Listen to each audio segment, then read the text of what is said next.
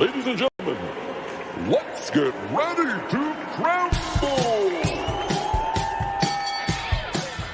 I'm Joshua Kemble, and welcome to Joshua Kemble's Livestream. I've been a freelance illustrator and graphic designer for over 20 years. I was an art director for 9 years.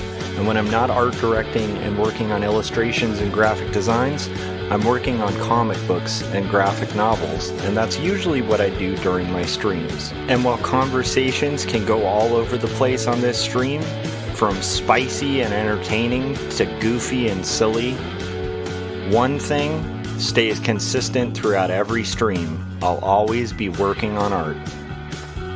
So pull up a chair, get your art supplies out, and get ready for an entertaining show that'll keep you company while you work on your own personal art projects.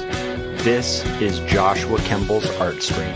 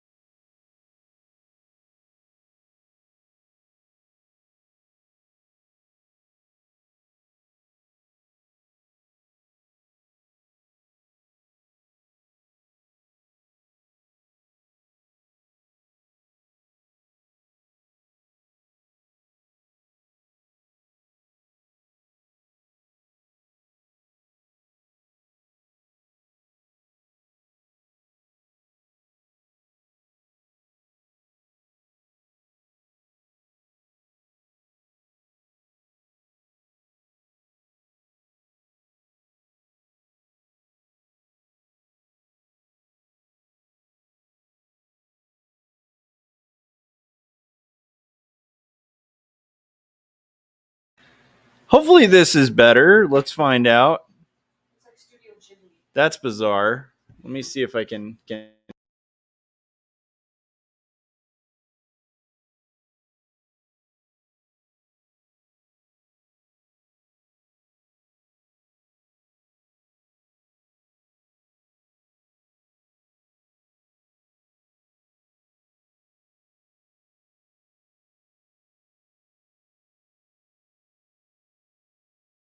I'm kidding. Hello? Okay, there we go. Now we're there. I just did the best audio content I've ever done in my life, and you guys will never hear it because I was on mute. Thank you, Pepsi, for letting me know I was on mute. Let's redo that. So, okay. Support indie comics. Nowadays, you can type in a prompt, like tat, tat, tat, tat, tat, tat, tat, and make art, and I don't consider that art. Sorry to anybody out there who's an AI fan, but I do consider spending 3 to 5 years working on a full color graphic novel that's a doomed romance, seeing the full vision out, inking it, writing it, going through revisions of the script, revisions of the art. I think it's worth something, and I think you might think it's worth something too. So if you haven't yet, pick up Jacob's Apartment, support art made by humans. Also, pick up 2 stories. It's a very human story written by a human. Illustrated. This one's hand lettered, hand inked, and can be handed to you in print. So pick up 2 stories.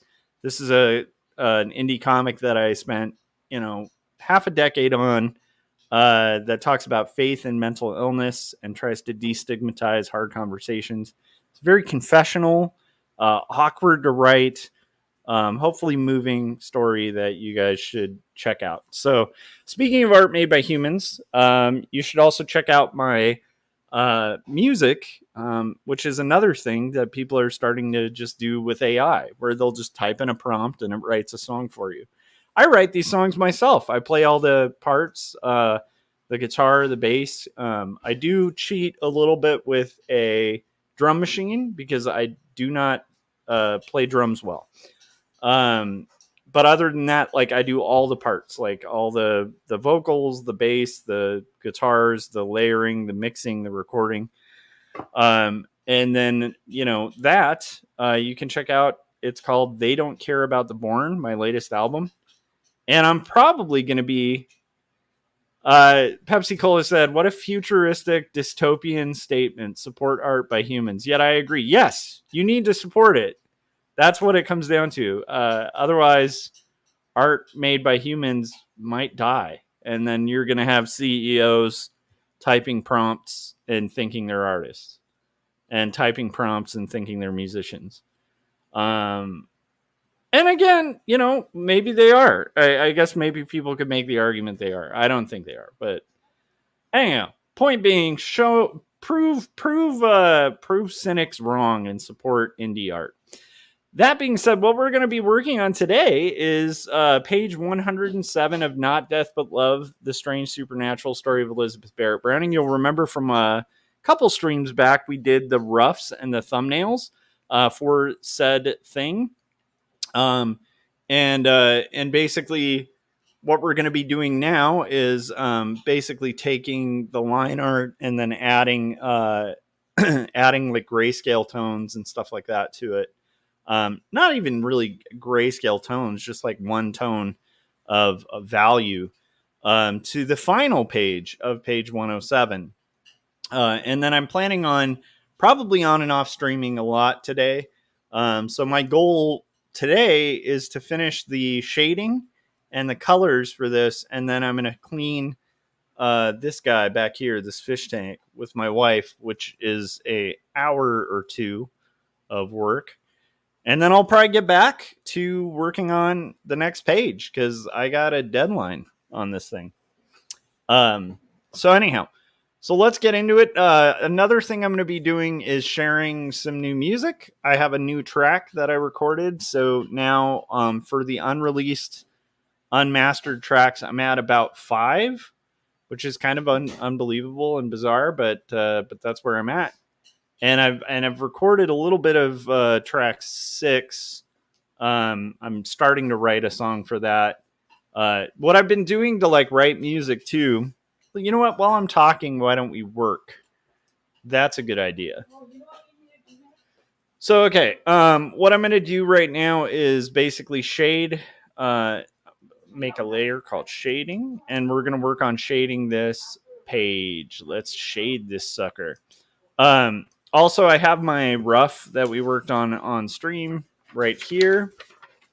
And this I'm going to be basically using as like a map for my shadows as well. That's going to be helpful. So anyhow, point being, what I've been doing to write music is there's a good time of day where my son, I'm kind of in charge of bath time. This has like been a thing since my son was really little.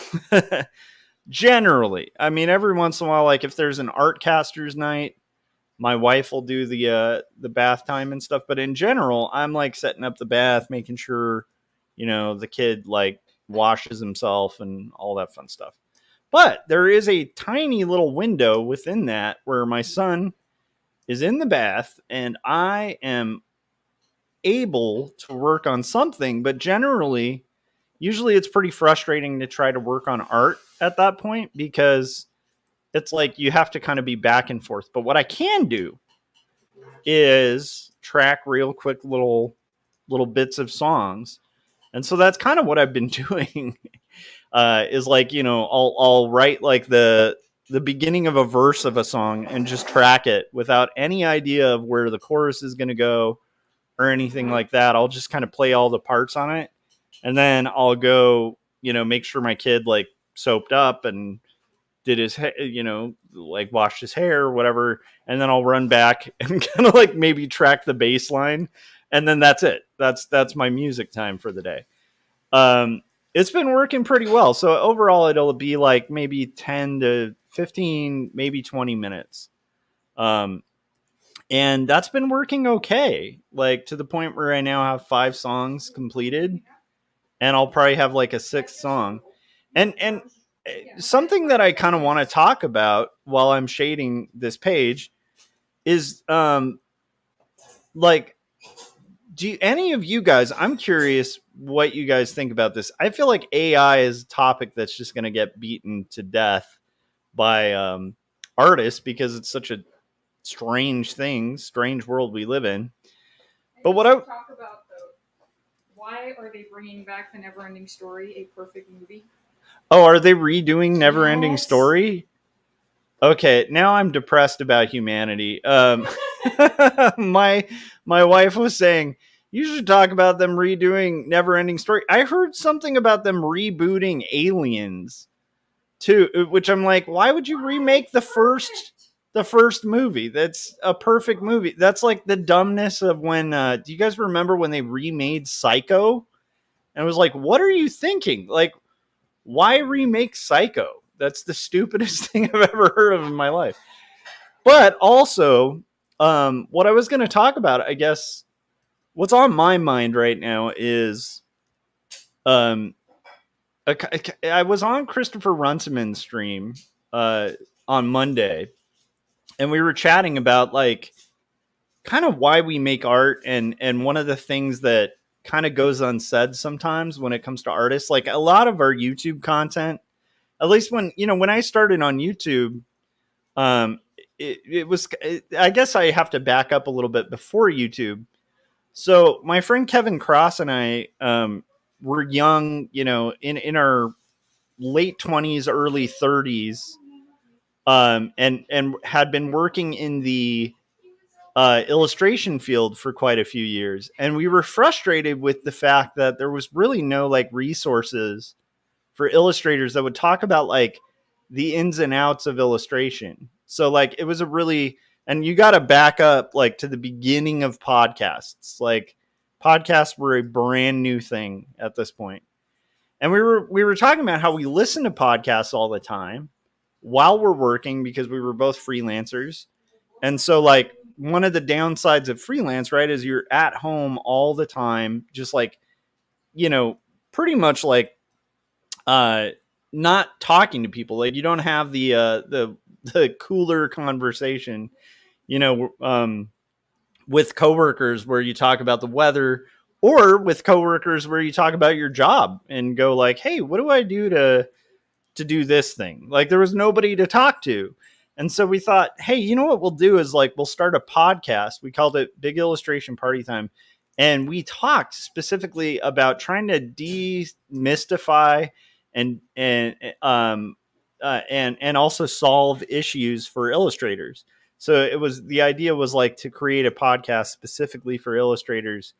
And some of what we'd talk about too was like finding inspiration, a lot of those kind of topics that are for like new artists. And I still touch on those things because I'm a big believer in the idea of, I just like teaching people stuff. If I learn something, I really like sharing it.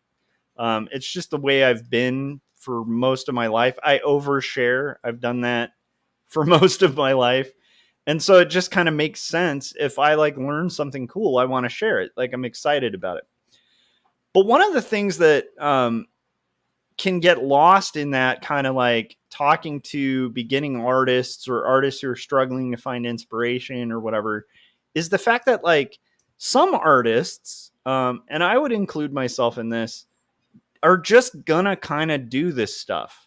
It's like it goes beyond just like a financial thing or a like motivation thing. It's like some of us struggle with opposite motivation, where it's like struggling to do other things than the thing that we like to do. And Christopher related to this a lot, and I relate to this a lot too, where it's like, if I have access to tools to make art, I'm gonna be kind of making art. and I can't really honestly stop. Like, it's just kind of a thing that I do. It's like, it's part of my being. And it's not part of my identity or anything. Like, I think if that went away, I still have value. So I guess it is a part of my identity, but my point is, it's not like the thing that gives me value.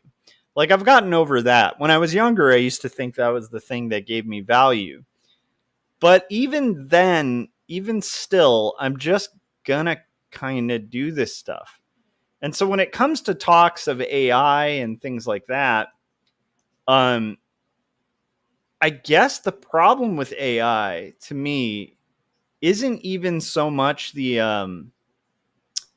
a couple problems I have with AI, but the thing I don't like particularly about AI isn't even the threat to the livelihoods of artists, which I think is a real threat, and it kind of sucks. Uh, for commercial artists right now, I think there's obviously things we can offer, but in general, like when you've freelanced for as long as I have, there's clients who really don't care. Like, they don't care how they get there. And honestly, some clients really don't care about quality. Like, they wouldn't be able to tell the difference.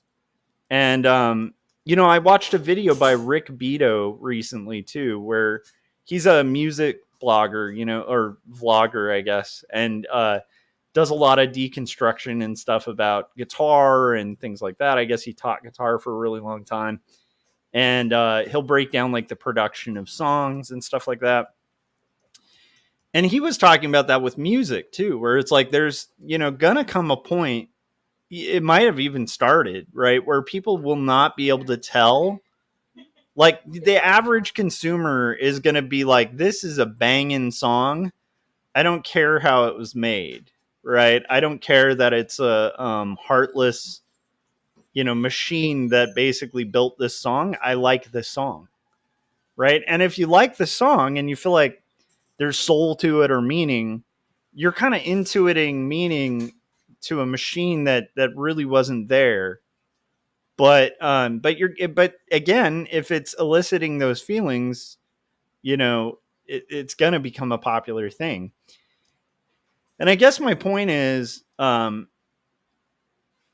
thing that I think is sad to me about that is, that there's a whole slew of artists that not only are going to be left, struggling for their livelihood, but also people who've dedicated their lives to a craft and a skill and a passion, that are bringing that to their work and that authenticity, and basically stripping it of all that is valuable and leaving it as a commercial product. To me, that's the worst part, is like taking something that had heart and meaning and was loaded with like semiotic depth, and then breaking it down to an algorithm, basically reading what you're buying, what you're clicking on, and then feeding more to you. That's like that. That's kind of what a prompt is, right? It's like you're basically saying, this is what I like. This is what I'd like to see. And then it's force feeding you whatever the gross, commercial version of that is, that's going to be most likely to appeal to your needs. So it's very much like art made by a focus room, which I always feel like there's a place for that in commerce, I guess.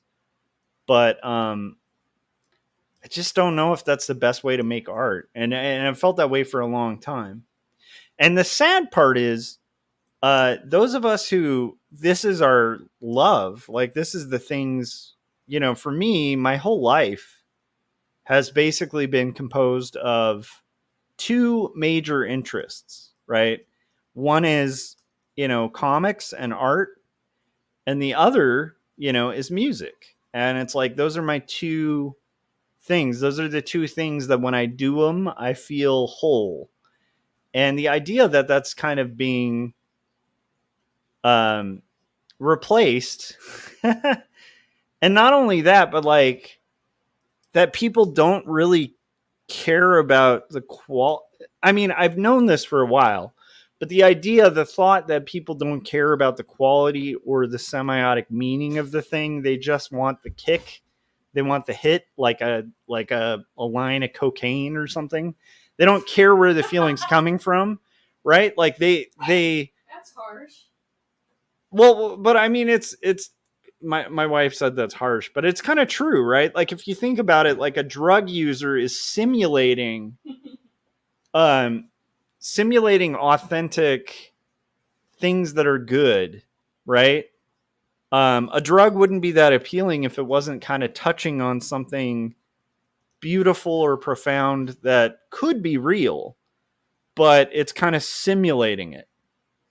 And I think that's the appeal of like a quick high, right? A quick high is an emulation of something that organically would be much more meaningful, much healthier, and have much more depth, right? But to me it's always been sad that you know that people that audiences don't care. They just want the hit. And that to me is really sad. But I will say, from being a creator for a long time, I can testify to this. And, like working in commercial art for, over 20 years, there's so many clients who really could care less. They just want the thing. Like, just follow the prompt. Just do what I see. Just be a hand. And, and so to me, I think that's sad. I guess the saddest thing to me about AI is if it stops someone with the drive from making stuff, or much less, like, just to me, the impact of the audience is the sad part. Like if you have like somebody like, I really like Kendrick Lamar a lot. I think he's one of the most talented rappers around, and I love some hip hop, but like the last, decade or so, there hasn't been a lot of hip hop that I've connected with, partially because a lot of it's like the mumble stuff, and I'm old. And so maybe it's just like phased out and moved on to a new phase of music that I just do not get. But Kendrick is a very talented MC, and because of that, and because of the depth of his music, I really like it. I really like it. I feel it. Like, it's good music. It feels to me like kind of similar to like Chris Ware, where I love Chris Ware's work, but I have to almost like prepare before I read a Chris Ware book, because it's gonna be deep and it's gonna hit hard. It's gonna be that real healthy workout that's gonna hurt, and but it's worth it. And I feel like Kendrick's a good example of that. So my point is, I feel bad for guys like that who, music has been an outlet for and an escape from really bad environments. And also like a dedication to the craft to the extent that, Kendrick has. And then to just kind of like have a bot that you can type a prompt to, and the fact that I am somewhat convinced that I think people will buy it. I think there's a good percentage of people who just like even if they're into Kendrick or whatever, maybe just listen to Kendrick on a shallow level. Like, they aren't really listening. They aren't really interested in like what the music's trying to communicate. They just like the sound. And if they can get a sound that's close, again, like the hit of cocaine, like they could get like a real quick rush. They can get their little, their needs filled, and not have to deal with like the depth of it being a human being. I think a good percentage of people are going to go for that. And I think that's sad, because I think people like Kendrick or that's just one example, but I think a lot of musicians, it's like this is corny, and it's going to sound like the old trope of, starving artists and stuff. But but the truth is, like, guys like Van Gogh, right, are going to paint, like, whether people care about it or not. And then if people don't care long enough, then, you're going to have more kind of Van Gogh kind of scenarios. And it's really tragic what happened to Van Gogh. It's like, to me, that's the part that's the worst part of AI is artists will not, like true artists, I don't think are going to just stop making art. Like, I don't think you can. And that's the thing that I think is tragic about it is, if the more people who support this stuff, the more it's like, it's just going to fill the pool with a bunch of crap. And meanwhile, you're going to have the real stuff still being made, but just at a much greater cost to the artist, and to the people, right? Because again, it's like, it's like a drug where it's like a drug is good, but like for a minute, it feels good for a minute and then it's not, right? And I think, and the biggest problem with like a drug that somebody's like heavily addicted to, right, is that all the good effects go away real quick. Because it's kind of like bad food that tastes really good, where it's empty calories. And so I think art will find a way, like Pepsi Cola just said in the chats. Art's going to find a way. And I think the key is, I think artists are just going to make art. Like, there's no way for an artist to stop making art. And this is the saddest part, the saddest part about it. Like, I do not think the songs that I just released and then the ones that I'm going to be sharing with you guys, I just kind of had to make those. I just had to. So it's like, I know, like, in theory, it's probably a waste of time, because there's not a lot of people who are going to care. Similarly, like, it's not like my books are like banger sales, and I'm not trying to like go, oh, I'm so sad. It's like, I'm doing indie comics though, and it's like fully well knowing like the likelihood of like, while I'm doing this stream, like one person picking it up is pretty slim, right? With the sales margins of most indie books. But I'm still doing them. And I just can't not. I don't know if that makes sense. So I'm not worried about the art being created. I think the art will continue. I think artists are going to continue to art, right? That's just what we do. But I think it's sad that it's just going to make it harder, for those artists to art, even though they're going to still do it. Like, so it's not like the world's going to be suffering from a lack of art. It's that the world's going to be suffering from a lack of finding art. Because, the market's going to get so saturated with just bots, but that's okay. I don't know. So it's been an interesting thing to kind of think about. Meanwhile, what I'm working on is page 107. So I've been thinking about that. And then also I've been recording songs on the theme of bad workplaces. So that's kind of the general gist. That may remain the theme, that may not. But I'm guessing that might end up being the theme of the next solo endeavor, is just kind of talking about bad workplaces, bad work environments. And so we're going to I'll play you guys a little snippet of the songs I have so far. I've played some of these on streams before. And meanwhile, I'm also going to continue to shade this page while I do that. So hopefully we can blast through the shading on this page.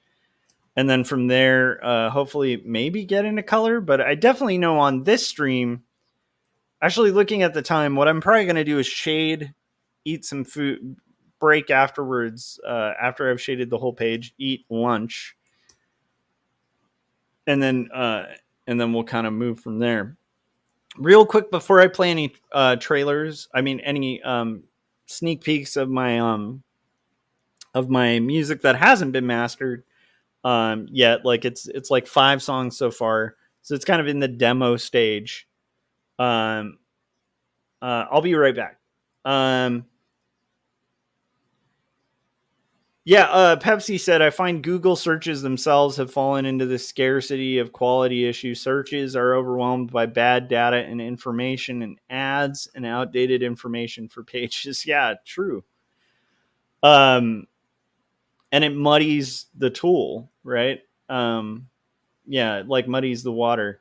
Okay, so I'm gonna play a trailer real quick. We're gonna play. Let's play Frank's Adventures at the Library, and then we'll get into shading and playing some sneak peeks of songs I've been recording. Our heroic adventurers fought orcs, monsters, sorcerers, necromancers. Now they find themselves in front of a mystical library. What shall they find? It's all in the roll of the dice. We've come this far.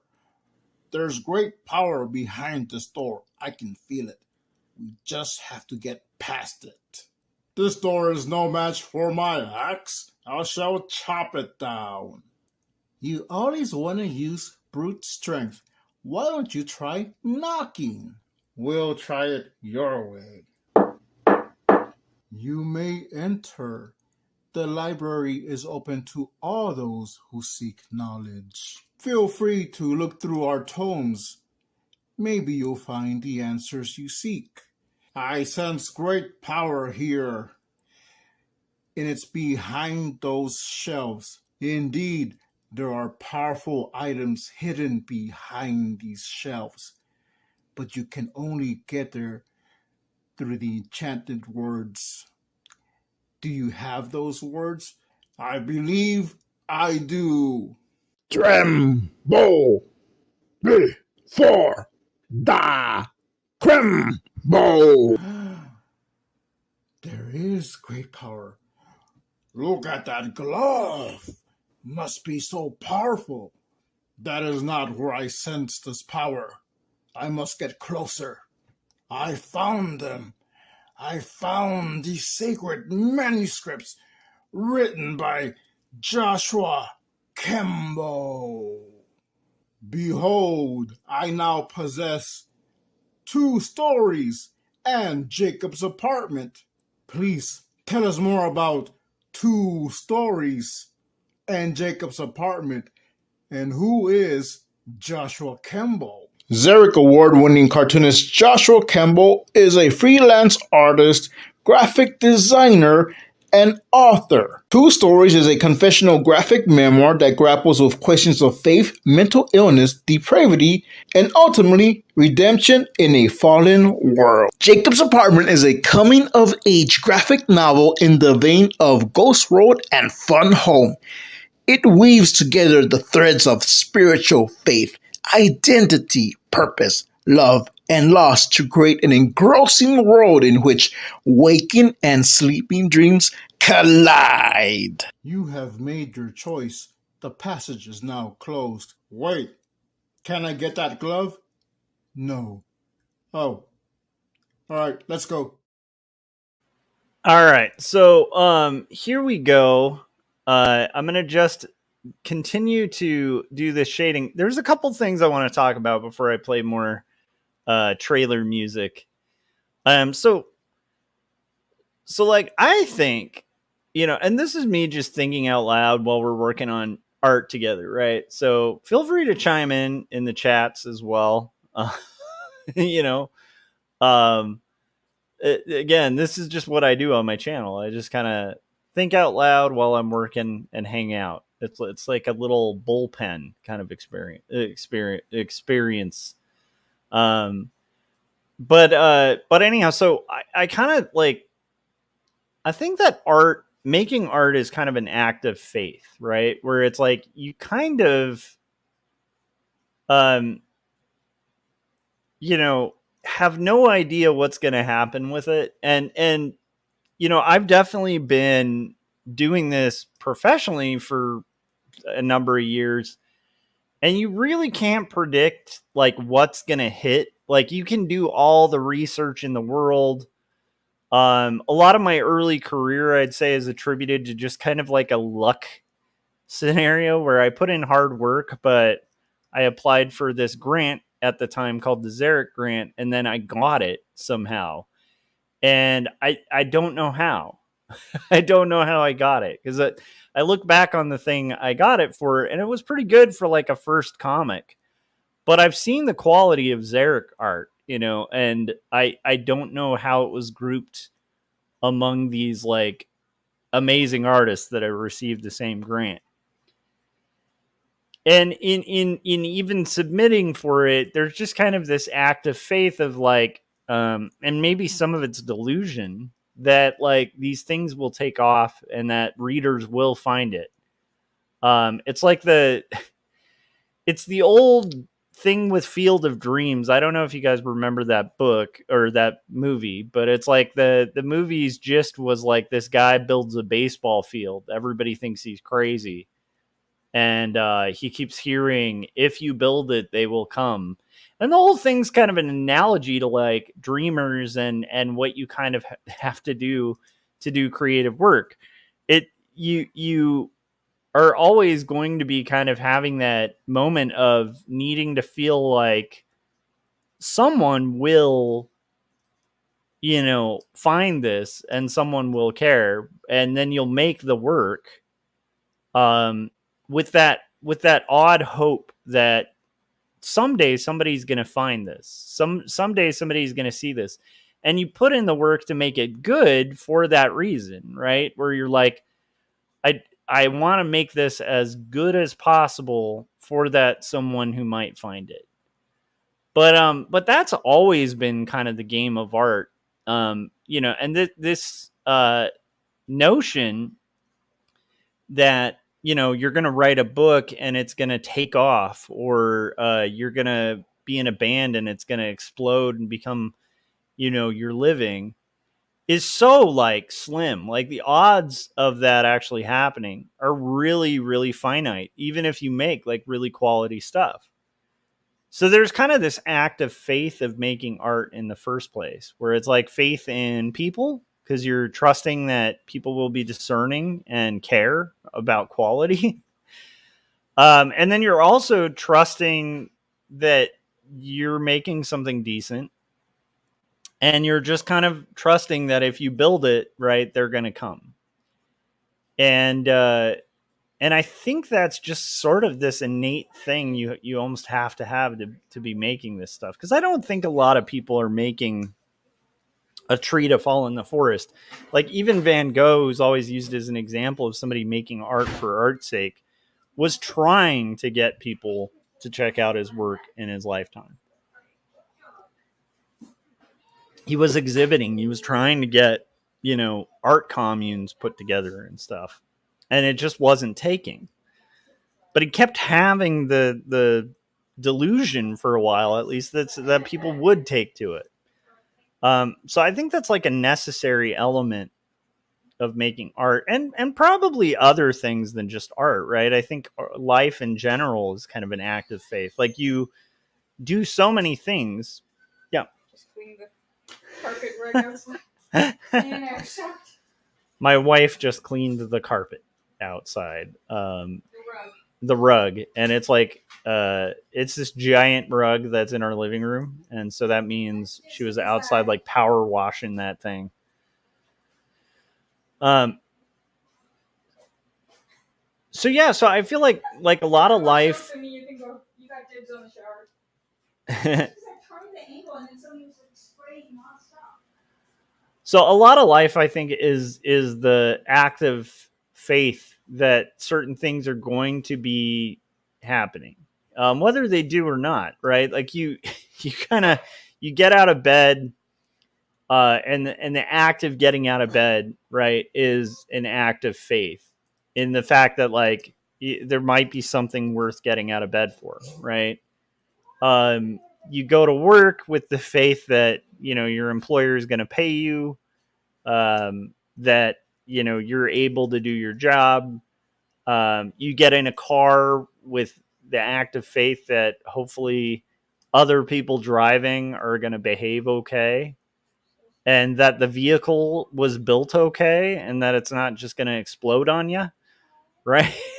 like so you're putting faith in that automobile. You're putting faith in, like, I own a Honda, and every time I get in my Honda, I'm putting a little faith in the fact that hopefully Honda knows something about building cars, right?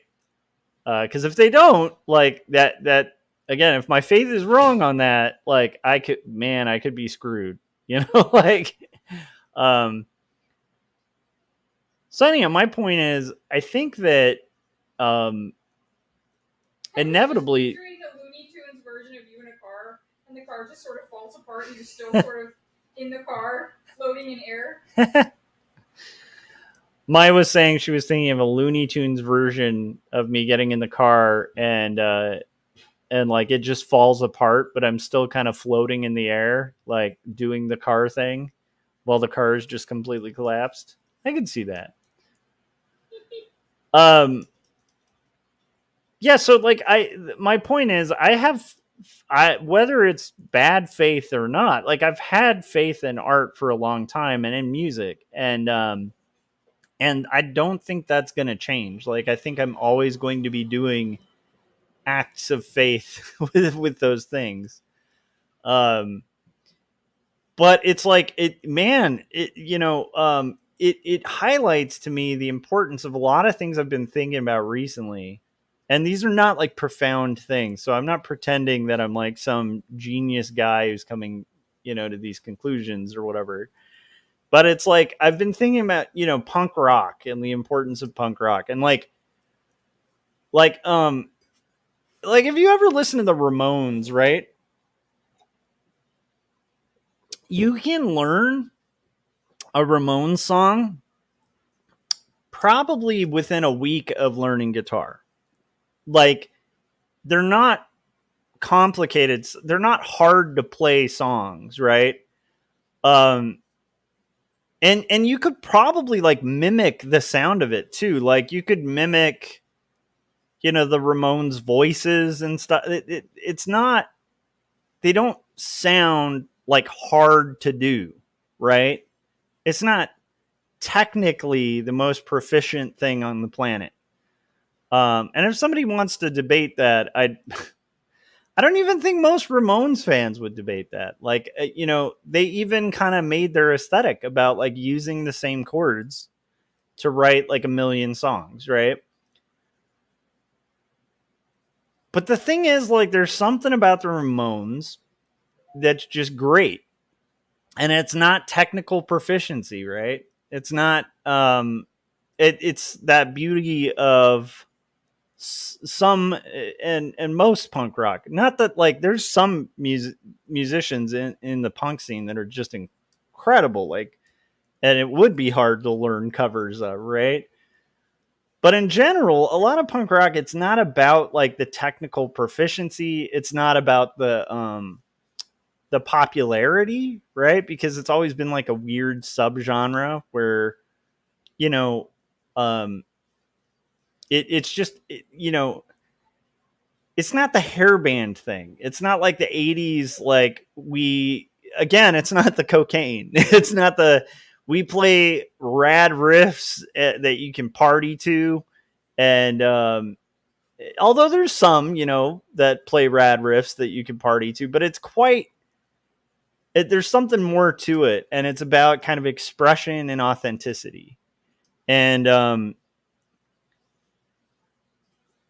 I guess my point is, I think that's really important. I think that's why I've never really been like a guy who's ever pursued like being shreddy on a guitar. Like, I can appreciate somebody who's just so proficient on guitar.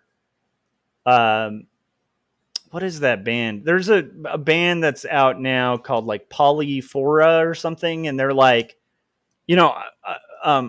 I can't even remember what they're called, but they're kind of amazing at like proficiency wise. Like, the guitarist is just unbelievable. It's Tim. I'm blanking out on his name, probably one of the best guitarists of our lifetime. And yet I don't like the music. Like, there's just something about it that's like too proficient. Like, it kind of feels, it just kind of feels stale. And so I guess my point is, like, I don't think it's about like the, I don't know. There's something about art that's always been hard to define. And these definitions have always been really slippery, you know? It's kind of like the whole thing with like Dada in the chair, right? Like there was this whole idea that was being challenged by what makes a chair a chair. Is it the definition of the chair? Like, you know, or the this is not a pipe thing, right? Where it's like you see a picture of a pipe, but then the text says this is not a pipe.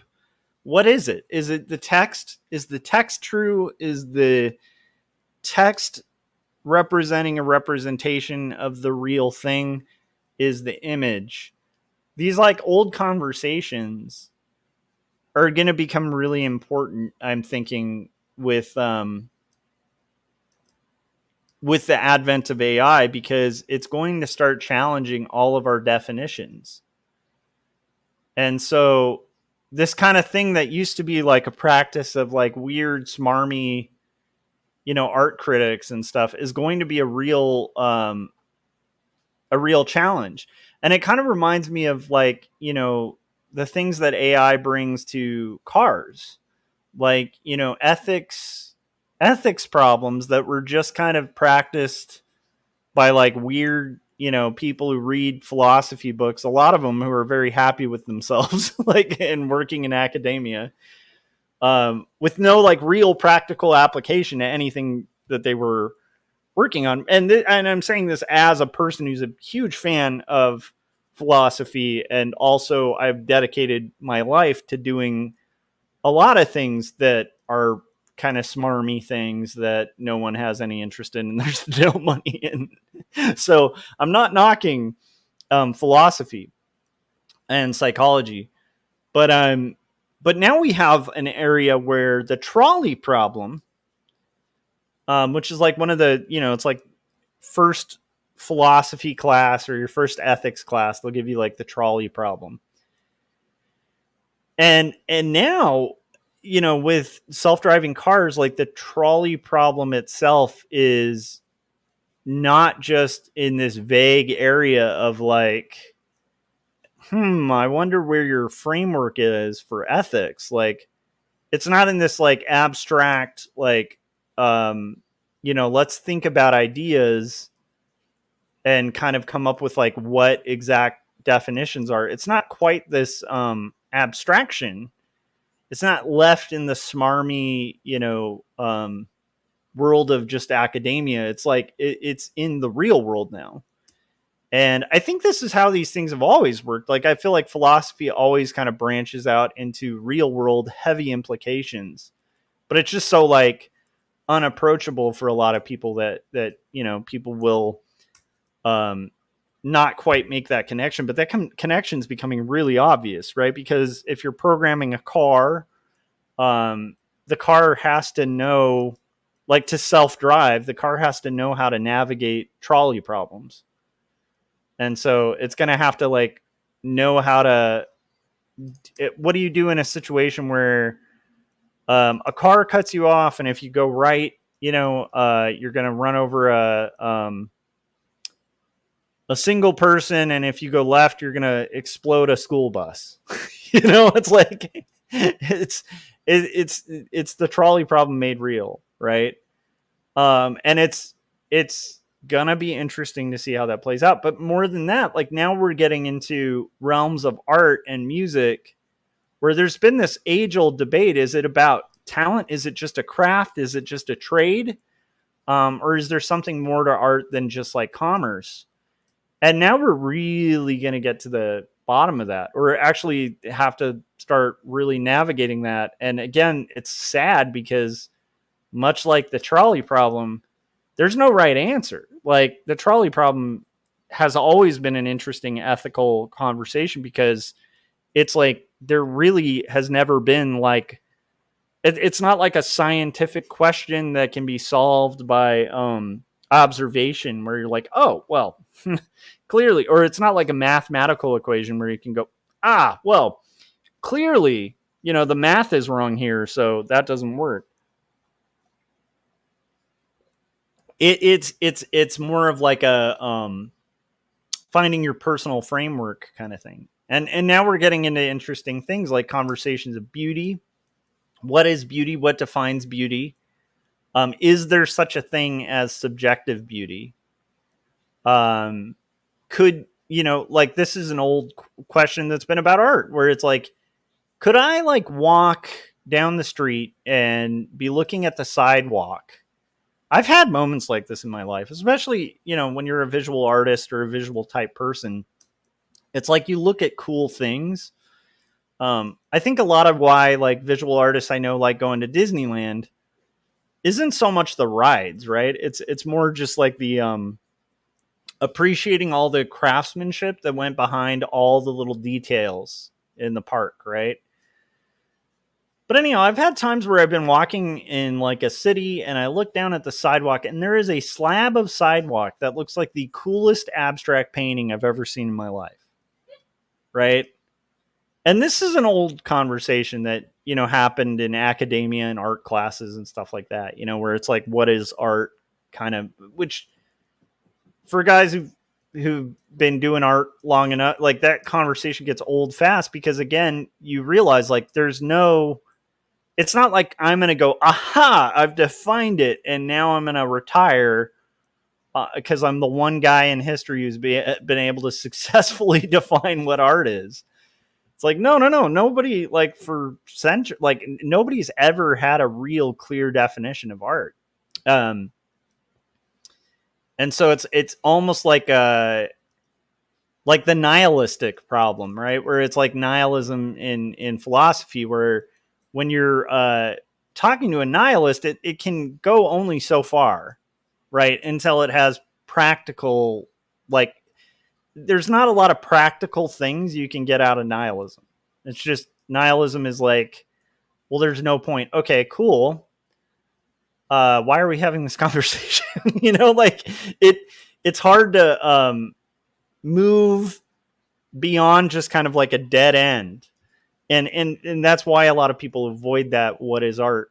But there's got to be something about agency in there, because otherwise everything's art, right? And I'm sure there's some people who are subscribers to the idea of everything is art. I don't buy that. I feel like there's some stuff that's clearly not art, and I feel like there's some stuff that clearly is art. But I also feel like it's somewhat subjective. But I also feel like there's got to be some underlying objective truth to beauty. And I'm old school like that.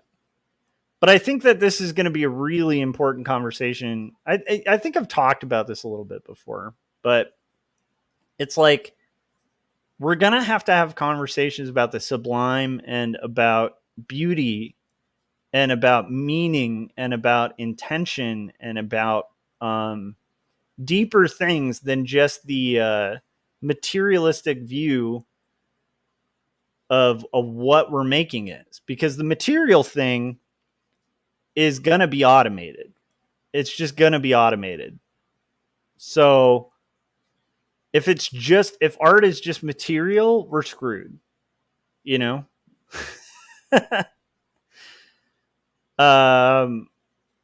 but if art is something more than material, then we can have a conversation, because all AI is an algorithm feeding zeros and ones into a machine. Are we that? If we're just that, then why would what we're making be any more valuable than the zeros and ones pumped out by a machine, right? I don't know. It's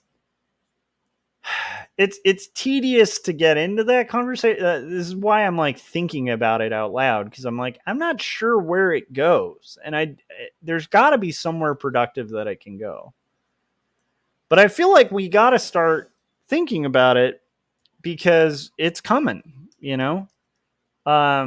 and if we define the worth of our art based on money, well, I mean, can AI art make money? Yeah, probably. If we define it by like charting success, well, I mean, if they start letting AI music onto the charts, you probably will have like some AI top 10 hits start reaching the charts.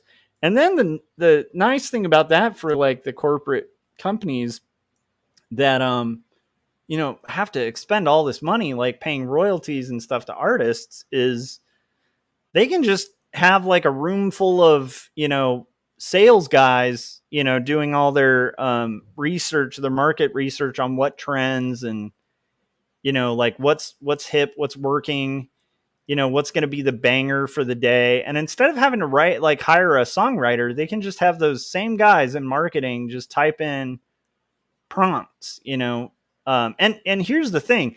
Why even have the guys in marketing? Because they can just have an algorithm do all the research, what's trending, all of that, right? They can just have Chat GPT do that, and then have Chat GPT, prompt writing a successful hit song that's going to be a banger that connects with people. And I think for like the common person, not to knock them, but like I think a lot of people just listen to music because they want to party and have fun, and they just want something in background. I know this from growing up. It's like there's a weird group of people who would go through the liner notes on albums, to learn more about the artist and what their intentions were and pour over the lyrics and stuff like that. There's other people who would like buy the t-shirt of the artist because they liked, a song by that artist. And I'm not knocking those people. I think that's pretty normal. For those people, I don't think the algorithm's going to be much like that off. Like it, it's like you can algorithm like, boy bands. They were kind of algorithmed to begin with, right? Like a lot of those were, there's like 20 songwriters behind them, and I don't know if that makes sense, but it's like, yeah, a lot of that stuff that's like corporate art is gonna not have trouble being automated, and I don't think the people that digest it are gonna have trouble digesting it. I think they're gonna,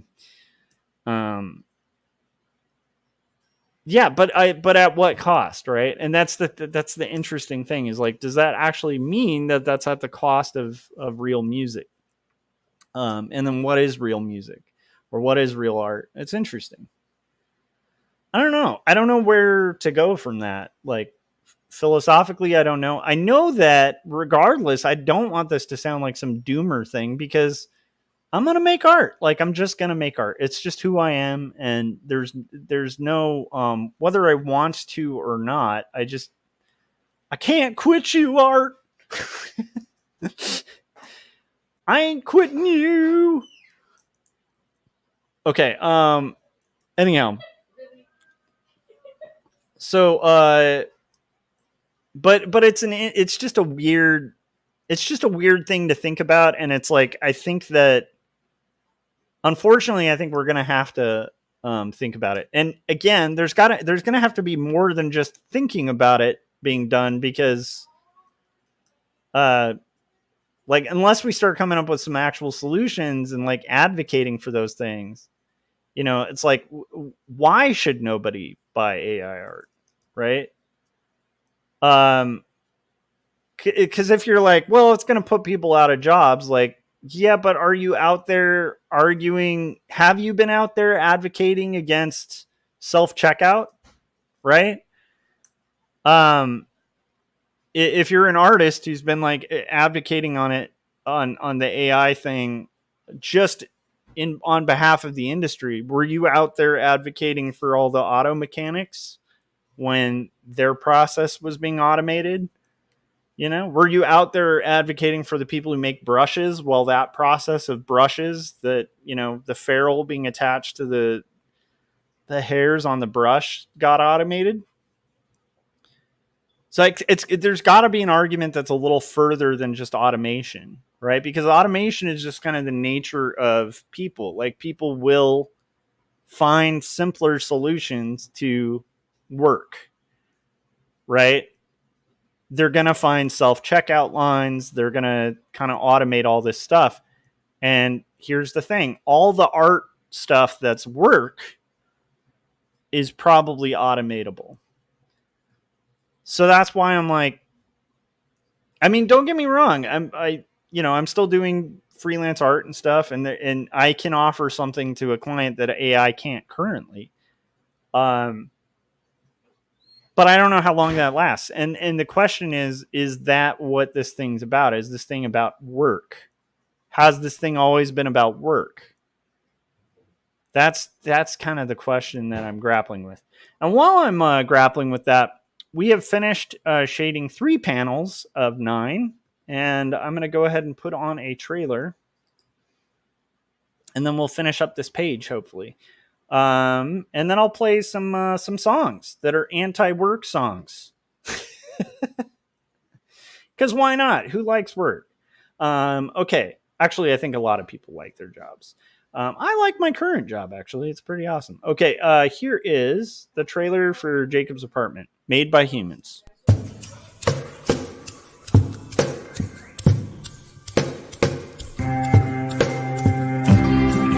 Speak clearly, it seems that only in dreams can we be these things we've seen.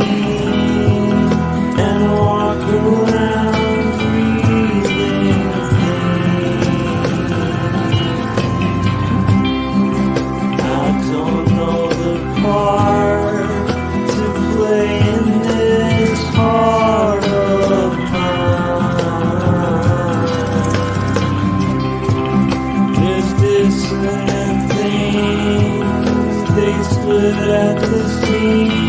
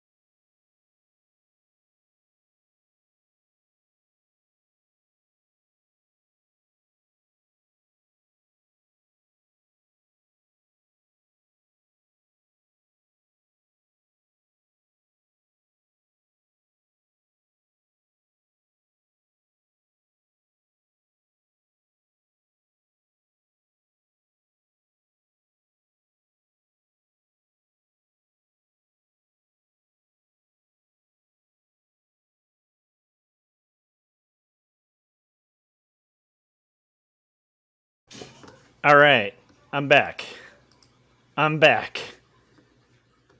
Pepsi said it's an interesting concept. I wonder if artists felt the same when animation came around, or when drawing by hand evolved into digital options. So I'm old enough to remember the difference between digital and traditional being a real big deal at first. And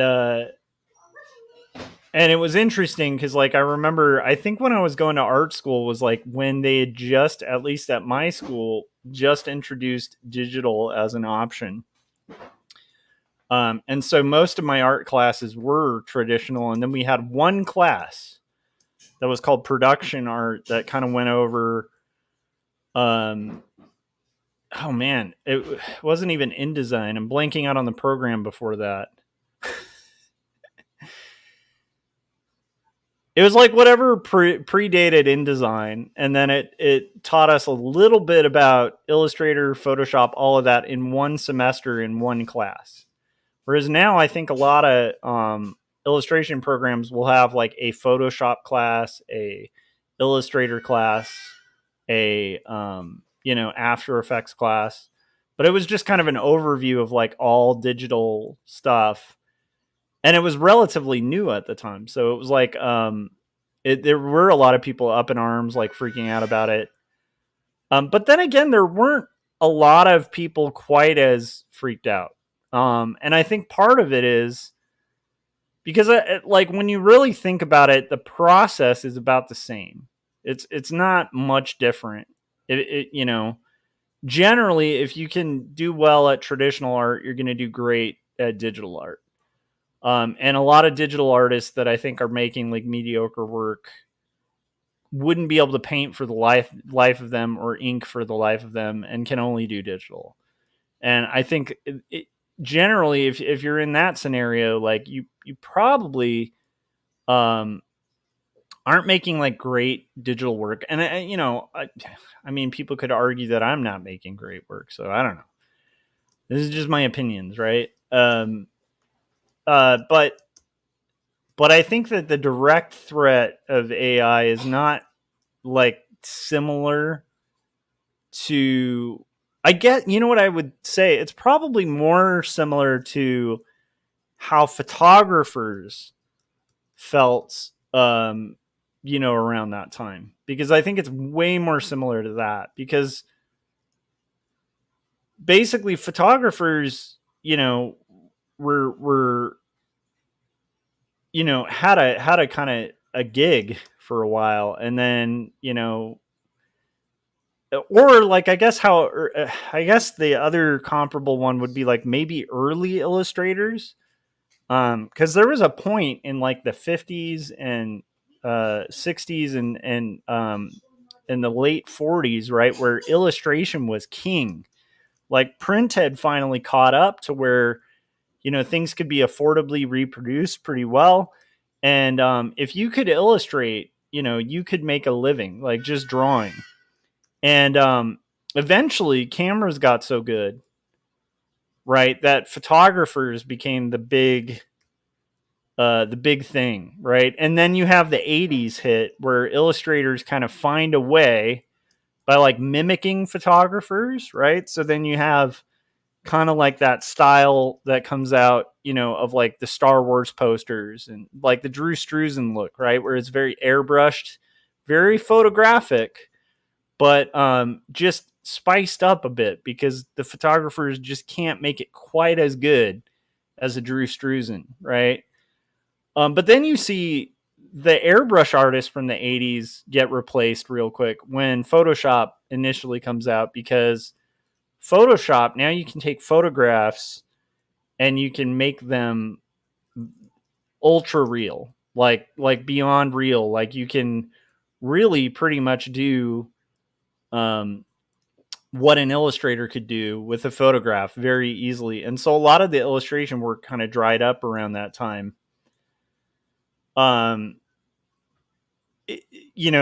But the real hit, like the real death nail to a lot of photographers was just everyone getting an iPhone,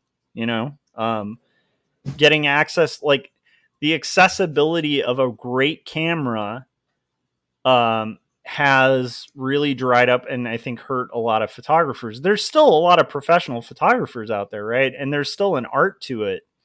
But you know, phones and apps and stuff like that get better and better at mimicking a really great photograph, to where it would be really hard to probably make a living as a photographer unless you're doing like journalism or something and taking, you know, on the scene photos. But even then, you know, a lot of journalists might opt to not pay, you know, a lot of news organizations might opt to not pay a photographer and just have the journalist, you know, shoot footage on their own phone.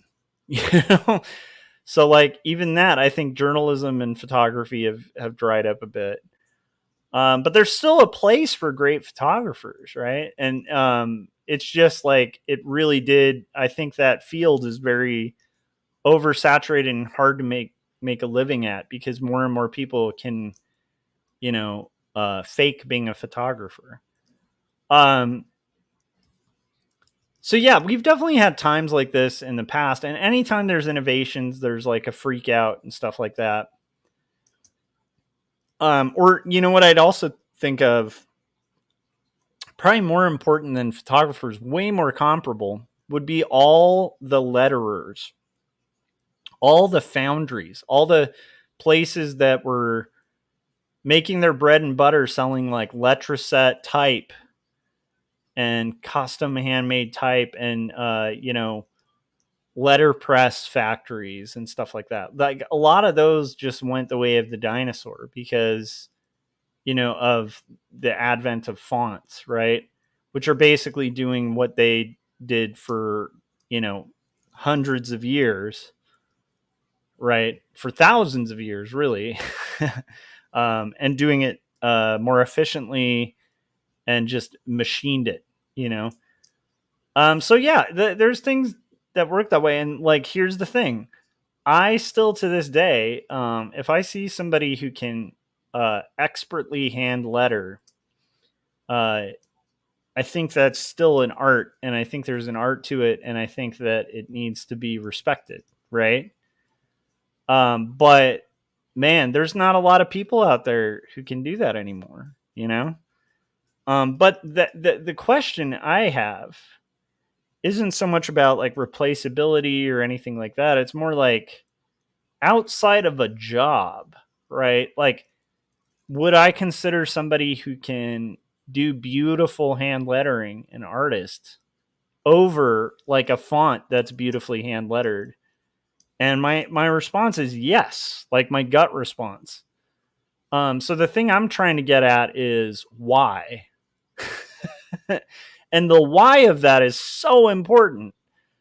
The why of that is so important, and yet it's kind of unclear, right? If I have a computer that has a font that just punches out let's say it's perfectly kerned, just automatically, you know, and somebody built it, sure, you know, but like, why would that be any less valuable than like a guy who can come to my office or whatever and just hand letter something on a window, you know, of my door that's just beautiful typography? Like, why would I still value that guy who can do the hand lettered stuff? And I think that why has a lot to do with why I think art is important. I don't know if that makes sense. Pepsi Cola said lettering is an amazing skill set. The precision. I also find quality coloring teams impressive as well. And here's the thing: like, my dad was a graphic designer before I was born, back in the days of, you know, paste up and stuff. And he went through, you know, a very similar thing to what's happening now, where like a lot of the work became digital, and he just did not want to go to school for that. Like my dad had like a ton of college degrees, and very similar to me, most of them in subjects that you are not going to make money in. Like, you know, because like my whole family was like humanities people. We're all interested in like history and English and books and art stuff. And yeah, like for him, he had to adjust, like from, having a really viable career, being an award winning, graphic designer. He won the Belding Award and a bunch of those tops, business awards and stuff. And like, he was a very successful graphic designer. He was the art director for USC for a long time. Like some of the USC logos that you look at to this day, were modified and made by my father, and like design annuals, all of that stuff. And like when I grew up, my dad was never a graphic designer. Like he would talk, like every once in a while, and he wasn't really a guy to brag. So like I didn't even know a lot. I'd have to like pull teeth to get information about when he was a graphic designer and stuff, because he was, managing a hobby store, he managed a bookstore. These are the jobs he had, when I was around, he, worked as a teacher for a little bit, but like he never really, aside from using those skills to like, like do cool things, like he always had amazing aesthetics and stuff. And, he was a painter too, and like an architect for a little bit, and like all of these weird things. It sounds kind of nuts whenever I talk about my dad, because it sounds like the big fish thing where it's like he was this and that. But yeah, but when I was around, he was no longer a graphic designer, even though he had all the skills, all the, and like all the skills to do it like by hand, like the old OG way,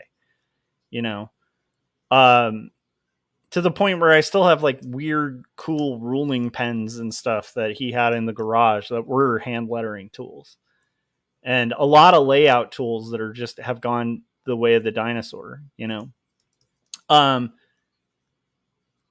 so yeah, it's not like this is new. There's a bunch of times where a trade starts seeing its demise, or like a form of a trade does, and maybe some of it sticks around. So, but I guess my point is like, weirdly, like, why, in the face of like a scenario where I could just go on like an AI platform and have it write my music for me, right, with a prompt, there's so much less work to that. Like I could do that in 5 minutes. And honestly, the songs will probably be more perfect than the ones I've made. So why did I record music? Like why did I record those tracks? And I think it has something to do with the expression of it and the art of it. And I think there's got to be something there. I don't know what it is. But I don't know. Does that make sense? Yeah, Pepsi said, "Whoop the poverty of creativity and humanities." But it's it's like I still think it's a noble pursuit. I still think that like books and stories by humans are valuable and important. And then I think of I've talked about this before, but like two stories, right? Like I've never had a point where that was like like a wildly profitable endeavor. But the whole reason I made that was like I was thinking about, and I've talked about this before. There's this story of a monk that's like hired to kind of do. He's a carpenter, and he's hired to do the rafters in this like for this like crazy Catholic church back in the day. And what people notice, like there's a couple of people who like look at it and they see that he's like hanging out on the top of the rafters, right, that are invisible to people who are sitting. Like if you were sitting at the bottom of the building, you'd never see this. But he was engraving and carving these like intricate like birds, on the top of these rafters. And somebody like approached him and was like, why why are you carving birds at the top of these rafters? Like, no one's ever going to be up here to see this art. Like, no one's gonna see it. Like, what's the point of it? Right? Like, I mean, why not just leave them bare and then, make it ornamental in the areas where, only people can see? And he said, I'm doing this because God sees it. Right? He basically said, like, he's not building. He's basically saying, like, I wouldn't be working on this for money. Like, sure, money's nice, but like, I'm doing this for something beyond money. And I think there's something to that. And I found a lot of inspiration from that when I was working on Two Stories, because I think that's kind of what Two Stories was. It was just, I was trying to make this thing that's really beautiful, and hopefully people like it, but like, I'm not necessarily making this for people. I'm not making it not for people. But I think I would have made that regardless. So what is that, right? It's a tough one to answer. This is taking so long. Doing these things takes forever, man. We'll get there though. We'll get there, because I have to do this, color it, and then do another page by the end of the day. I'm not quite sure how I'm going to do that, but we'll figure it out.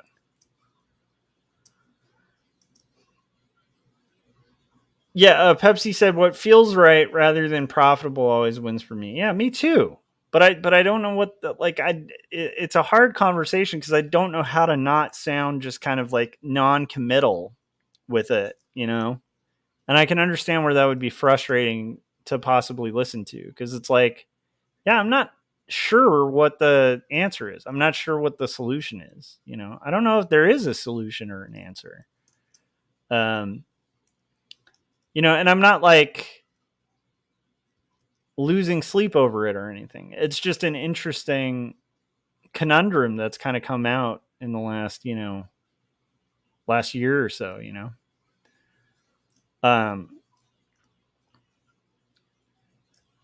I don't know.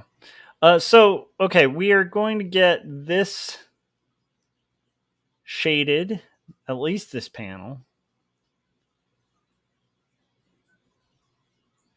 And then we'll continue, right? We have, how many left now after that? 5 left to go. And I need to make sure it really appears that this is a dark room, so I might have to do another pass after of shading, just to kind of really darken the room up. Pepsi said, "You got this." Thank you. That's what I needed. I needed a cheerleader.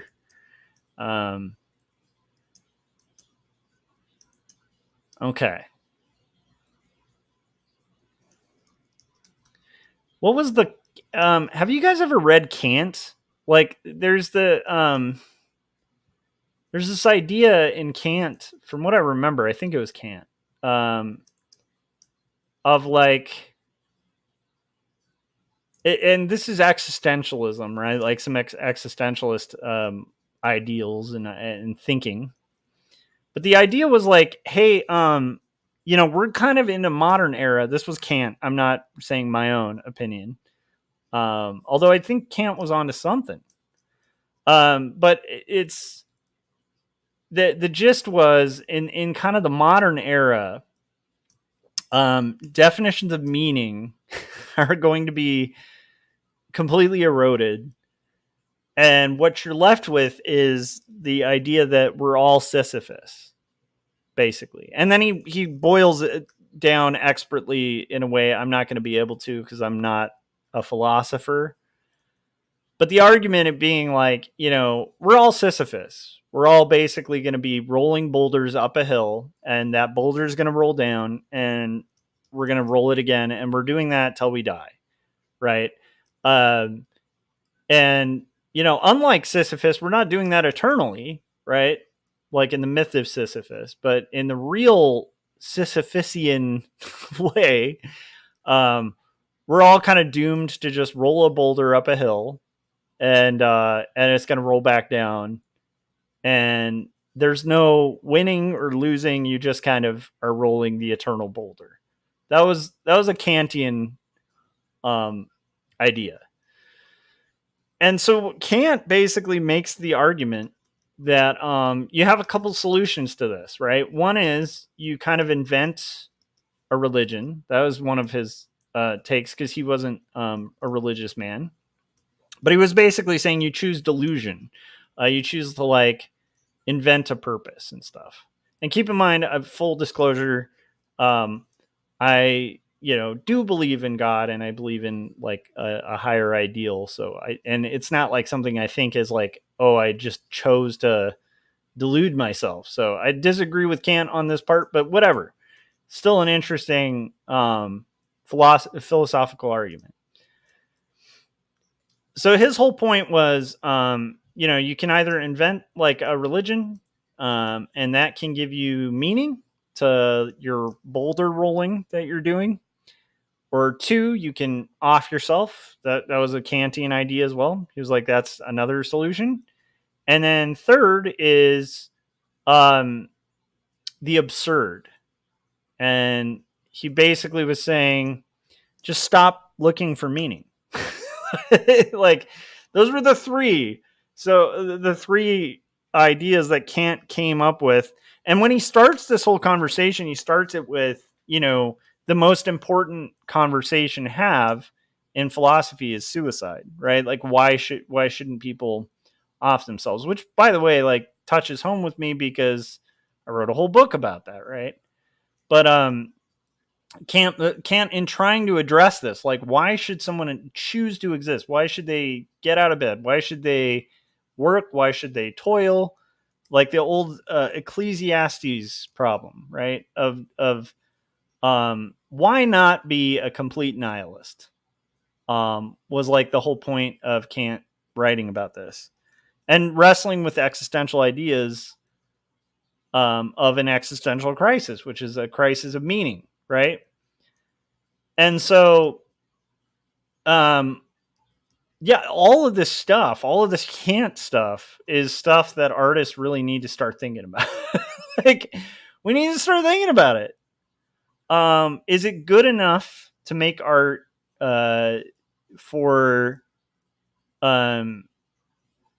is it good enough to like kind of sustain us to make art, just ignoring that it's absurd and pointless? I'm bringing up Kant's dilemma as if it's relevant to art, like the question, but I think it kind of is. Is it good enough? Do we just stop? Do we just nix the act in the face of purposelessness?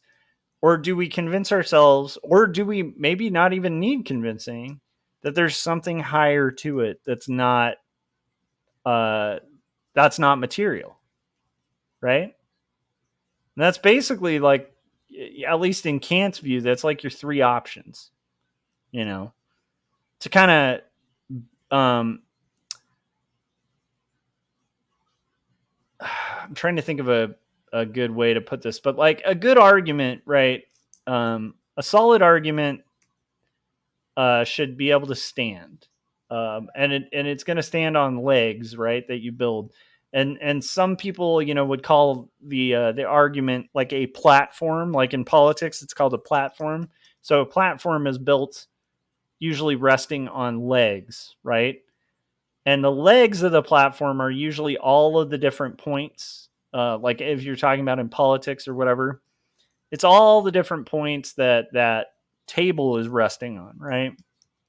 And it's important that those are solid foundations, because if the foundation can be shaken, then the whole argument collapses.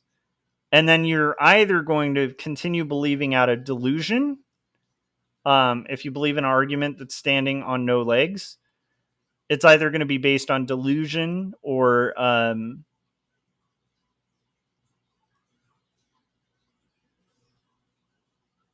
or basically you're going to need to find new legs. Does that make sense? And that was Kant's idea, was like, hey, all arguments for reason or meaning or purpose kind of collapse because the legs get knocked out from under the table, except under these three circumstances. And I'm almost wondering if art does the same. I don't know. Does that make sense? And I'm not trying to be smarmy here. I take pride in the idea of not talking like big. I don't know if that makes sense. Like I try to use just common words. Like I don't particularly enjoy using words that people can't understand. And I don't particularly enjoy talking about subjects that people can't understand. I like the idea of breaking down, complicated ideas that at least I can kind of understand a little bit, as best I can understand them in kind of common terms for people. But I also realize that it might be kind of boring or pedantic to like a lot of people to hear. But I am interested in these things. I don't know where they lead, but I'm interested in them.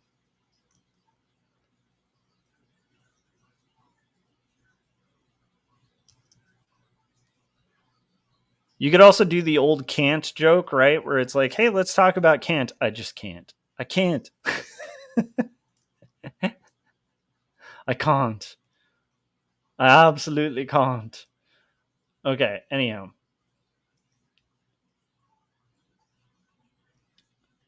Pepsi said, reason and logic should prevail. However, delusion and wishfulness seems to win out with the majority of humanity. Mythology and religion, when used legally and repressively, confound me for those reasons. Nice. Yeah, but again, I think there has to be, like, we got to talk beauty. We got to talk meaning. We got to talk art. Because that's where our argument rests. It's not going to rest with material. If we make the art conversation, or even the conversation against AI, about the material benefits of AI versus the material benefits of an artist, we're going to lose. That's just inevitable. Like it's as similar as saying, hey, there's benefits to the cashier. When you go to a store and you get something from a cashier, you have that interaction. There's a human being. They're going to put more care into it. They're going to bag your groceries. It's going to be a better buying experience. And they're not going to break down. They're not going to need, constant maintenance. Like a human is always better. But the thing is, almost all of us go to self-checkout lines when we're slammed when the lines are slammed at a store, and some of us prefer them, right? And that argument is it's a constantly losing argument, and it will lose more and more as more cashiers and more service workers like lose their jobs to automation. So that's going to collapse if that's our argument with art. If it's like, oh, well, it's just materially like the material that they're producing is going to fail. It's not going to be as good in a material sense. Like if we have that conversation on a material level, we're losing because we have to deal with the Kant thing. We have to deal with what is the Sisyphusian reason for art in a world where you can type in a prompt and the boulder can just, roll itself. At that point, we are the Sisyphus situation, and we're pushing this boulder. So we got to think, why are we pushing this boulder? What is the purpose? And we got to start thinking and coming up with solutions to that, and pointing people in the direction of that. Like if we believe in beauty or objective truth, then we're going to have some standing. But if we start getting into this, I don't know if that makes sense, but I think the whole thing's going to fall apart.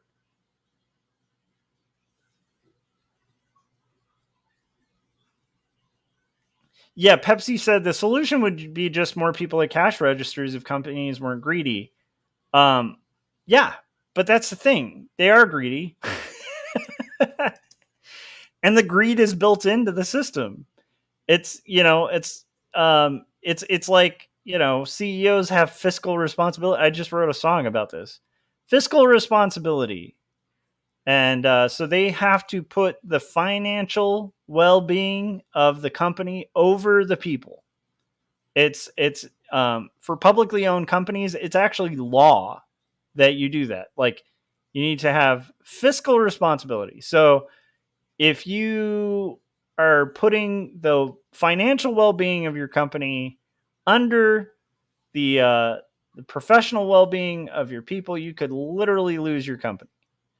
And sadly, it's just the case. It's like, man, I mean, you could employ a lot more people making guitars in the US, but man, those guitars cost more, and then the consumers buy less. And the company that chooses to do that loses out to the companies manufacturing for dirt cheap in China for like next to nothing, and automating the process, right? Using Plek machines and stuff like that to do all the fretwork. And yeah, there's little artisanal, people who will be luthiers, and they still have jobs somewhat, but like in general, like the automation always wins in a corporate outlook.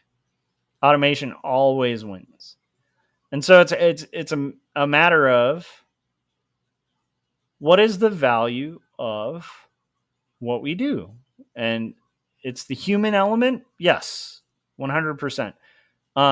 Even arguing the value of a cashier, you have to go beyond the material, because the value of a cashier, if we're just talking about material and profit margins, you're going to lose that conversation. You're going to lose every time, because there's no material answer as to why people should keep cash, why stores should keep paying cashiers. There's no material, like cold numbers answer to that that's going to lead to more cashiers being hired. So again, now you have to start thinking, if we're thinking about people as capital, then there's no answer. But are people just capital? That's the thing. Is there something more to people than just capital? And if there is, now we can have a conversation. Right? Now we can make an argument that might push the needle a little bit. But if human beings are just capital, and it's just about profit margins and returns, we're going to lose that conversation.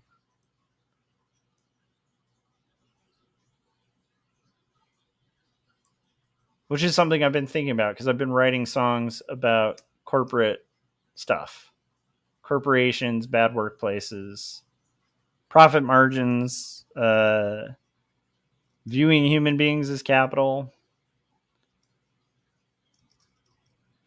Yeah.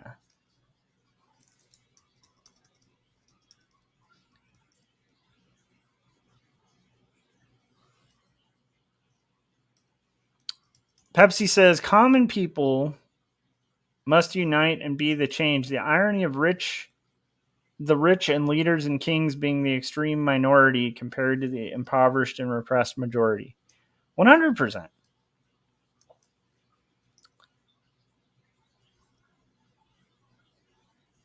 And you have to make it not profitable. Because as long as it's profitable, that's there's no reason not to do it, right?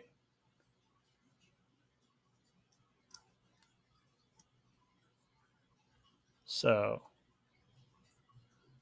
but even to justify making it not profitable, or like justify to people, why should artists unite? Why should this be attacked? Why should legislation be put against it? Like what are the costs of it, right? And we need to be able to make an argument that goes, we need to be able to start talking about things that go a little bit beyond just like material. Because here's the thing. What's the spiritual cost of people listening to music written by a robot? Does that make sense? What's the cost to your soul to not hear a human express something of art and of existence, and to instead be listening to a machine's approximation of the algorithm you want to hear? That's the conversation, and that's why there needs to be a fight, right? But if you can't have that conversation, then I don't know what the maybe the other solution would be just accepting the Kant thing of like, well, kind of like I was saying at the beginning of this, we're just going to be doing art regardless. So yeah, I don't know, that's what we do. It's just kind of what we're going to do.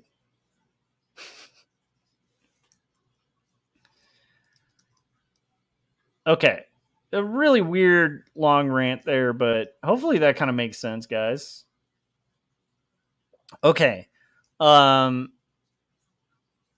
Let's finish up this panel, and then I'm going to play another trailer. I was thinking that I would go to the store with my family to get some food, and maybe there's like a little Japanese market that's not too far from us that we found out finally, which is really cool. But I don't know if I'm going to be able to go because I don't want to make them wait forever for me to get where I need to be able to take a break. So I'm going to go talk to them and make sure they're aware that I might be a little longer than I initially thought.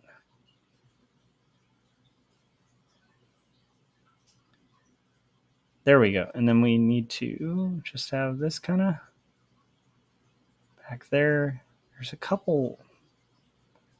One of these has a little line that I want to take out a little bit of. I just need to find out where it is. Which layer did I do that on?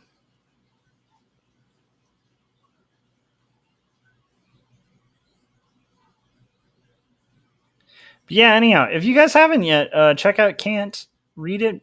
Read him. He's pretty interesting. Some very fascinating existential dilemmas. And that's the thing about existentialism that I think is fascinating is everybody has to grapple with it eventually, whether they're like a weird philosophy nerd or not. You're gonna have some existential crises, or maybe you'll be fortunate and just kind of roll with it. Ironically, like the people who wouldn't be having existential crises would be answering Kant's question, right? Of just like, well, we're just going to forget conversations of meaning and just be. Okay. I'm going to go ahead and save, and then we're going to put another trailer on. Let me know your guys' thoughts. Art our way through the art apocalypse. Agreed. All right. I'll be right back. Oof. Speaking of backs, my back. All right. Let's play Kids Say Kemble. We now return to Kids Say the Craziest Thing. So, little Susie, do you have any brothers or sisters? I understand you're in 3rd grade. How do you like that? Do you like your teacher? You like to do a lot of fun things at school? You got any hobbies, Susie? Any things you like to do when you're not in school? I hear you like to read. Well, right now I'm reading 2 stories, written and illustrated by Joshua Kemble. It grapples with faith and mental illness. It's ultimately a story about redemption. It's a savage piece of writing. Also, I just finished up Jacob's Apartment, another one by Kemble. Jacob's Apartment weaves together elements of spiritualism and relationship dynamics, as well as atheism, and all the while it deals with abandonment and loyalty. It's a fierce read.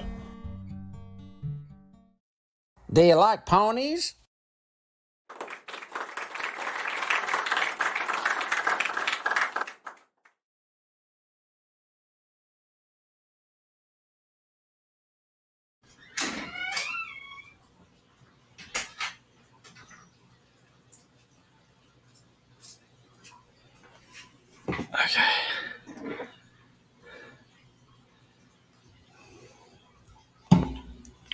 All right, let's get back to this. I just realized, I think you guys were looking at my ugly mug that whole time. Okay, let's get into some art now, and let's continue. So we have 4 done. Now we need 5. First, we're going to go ahead and merge visible. Okay, for our shading layer. And now I'm going to do a little more shading on these next ones.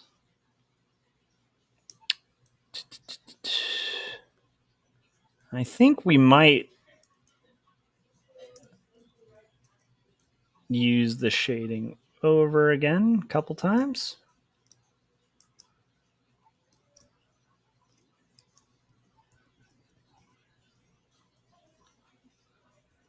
Let's line it up.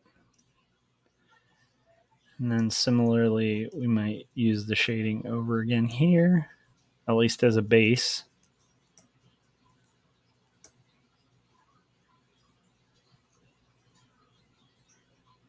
Since we've already shaded a lot of those background elements.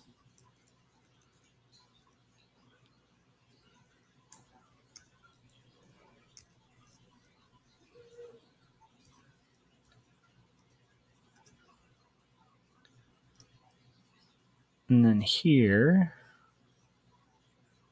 let's get that lined up a little better.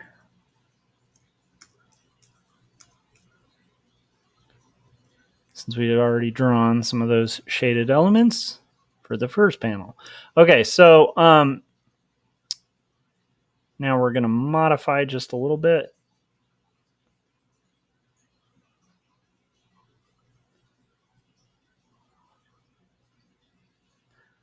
I kind of want to modify the, let's go up here to the line. I want the candle to kind of move a little bit on my line art here.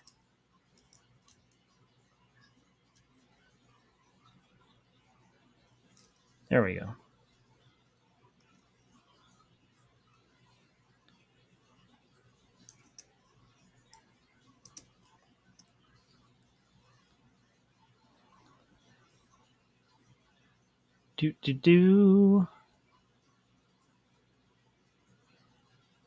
Because it would be cool if I can wrap this page by the time the family heads out. That would be fun.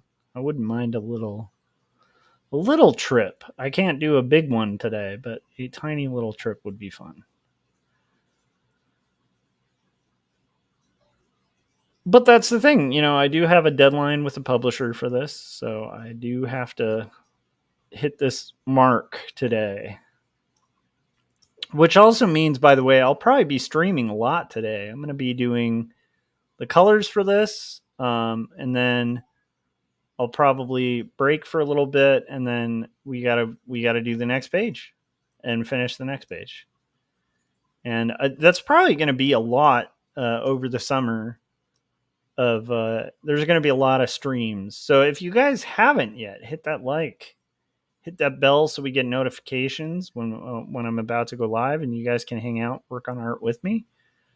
Hit the like button if you're listening right now, and then we're gonna play. I'll play you guys. Speaking of all this workplace stuff and meaning stuff, I started by talking about this, but I'm gonna play you guys some music that I've recorded. That's the demo tracks. They're unmastered. I have 5 of them. I've played, I think, 4 of them on stream before, but I have not played one of them. So there will be an exclusive sneak peek at unreleased tracks. If you want to hear released tracks, make sure you check out my album on Spotify, on iTunes, on Apple Music, on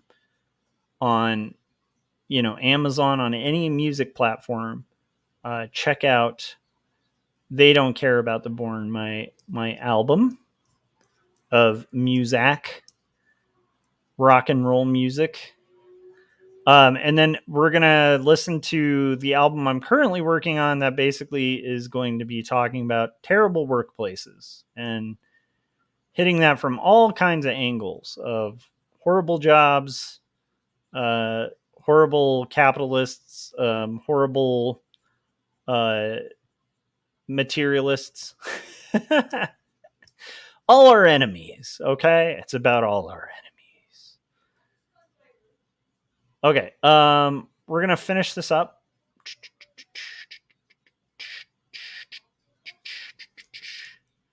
Finish up this this section.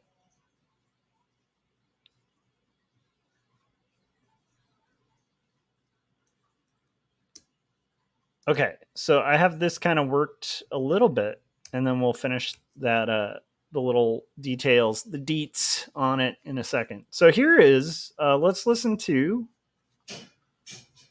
the 5 songs that I have so far. These are unmastered.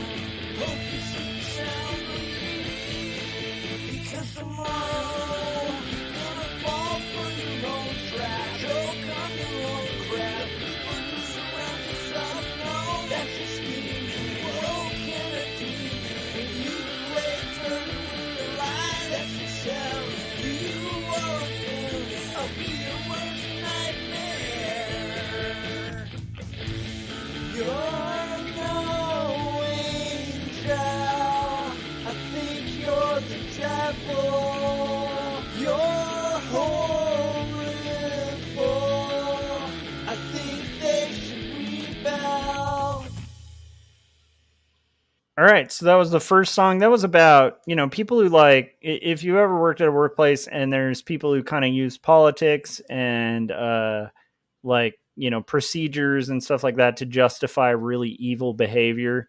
That is what that song's about. People who kind of pose as like angels, but are really terrible, terrible people. And that's a song about like hopefully people catching on and rising up against that sort of like nefarious behavior that sometimes happens at workplaces that usually people will turn a blind eye to in favor of just kind of keeping their jobs. And I don't know if it's worth your soul. So that's what that song is about. There's going to be some more songs dealing with terrible workplaces. So I'd love to hear your guys' opinions. So that's one. And then Pepsi said, yes, well done. Thanks, man. All right, let's listen to number 2. Unmastered demo tracks. This is about having a nervous breakdown from work.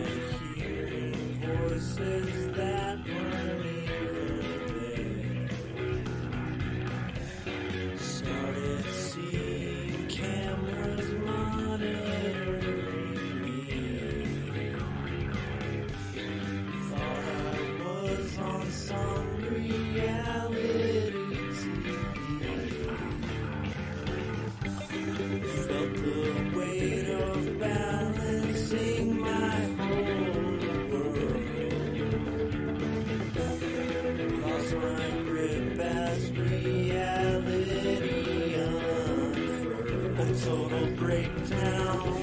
Don't trust anything they say. They're recording your every move to you someday.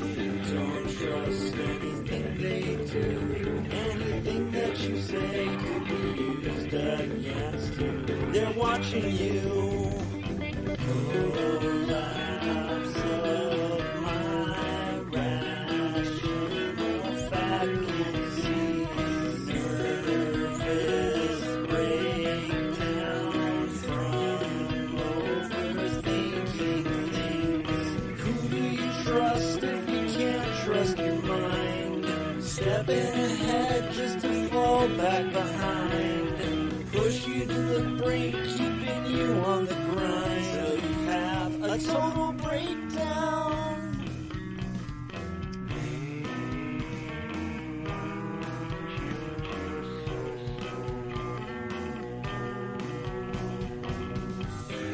Put me in an institution for the mind to correct my thinking about the daily grind. Had to sign some papers, sign away my rights. And then the place that drove me deep into this state felt the weight of balancing my whole world. Lost my grip as reality unfurled. A total breakdown. Don't trust anything they say. They're recording your every move to you someday. Don't trust anything they do. Anything that you say could be used against you. They're watching you.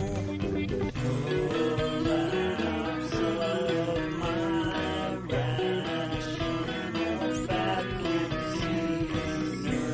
Nervous breakdown from overthinking things. Who do you trust if you can't trust your mind? Stepping ahead just to fall back behind. Push you to the brink, keeping you on the grind. So you have a total breakdown.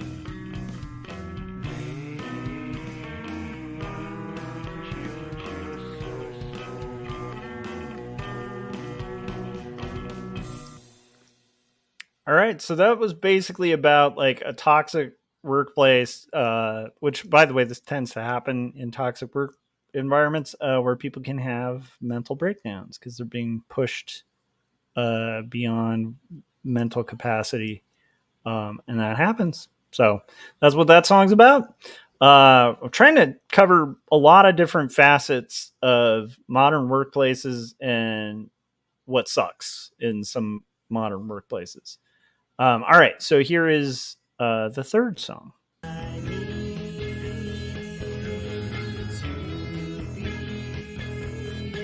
Oh, real quick, I should say this song is more about like if you've ever worked like an office job, you have like pictures kind of surrounding yourself of family and like, you know, trying to kind of make the environment more human by like reminding yourself of the reasons you're there.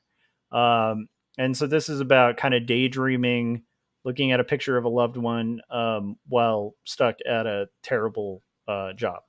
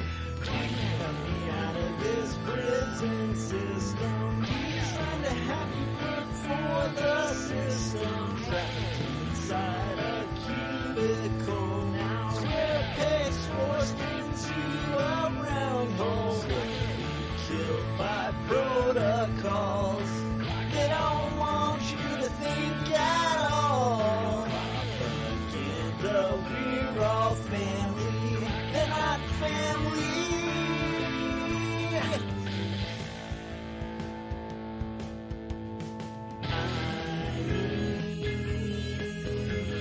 To see outside is lonely here.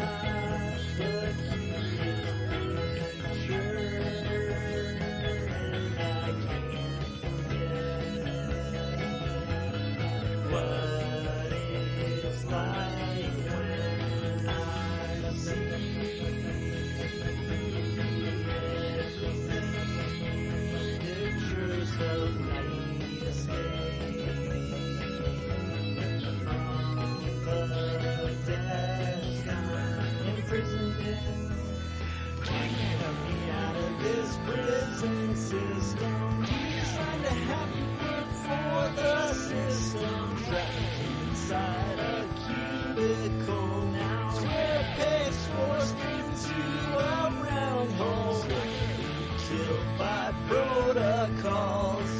They don't want you to think at all. Again, though we're all family, they're not family.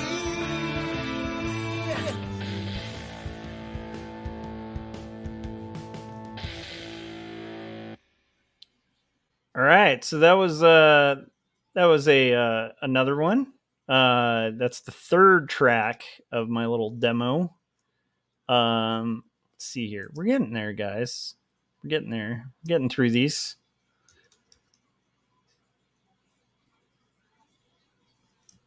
Okay. Let's finish up this panel, and then we'll get into the next song. So yeah, I don't know what you guys think about like some of the stuff I was talking about regarding AI and that kind of thing. It's just an interesting thing to me, where I think for a lot of my life, I've always been drawn to philosophy. I'm not an expert on it at all, but it's a really interesting. It's an interesting thing to kind of test your mettle and test your bearings and your reason for things. And I am always fascinated when the humanities, and this happens all the time. This is why I'm a big nerd for the humanities, even though there's not a ton of money in the humanities. It's that I think that there are things that the humanities bring out that are really important for people.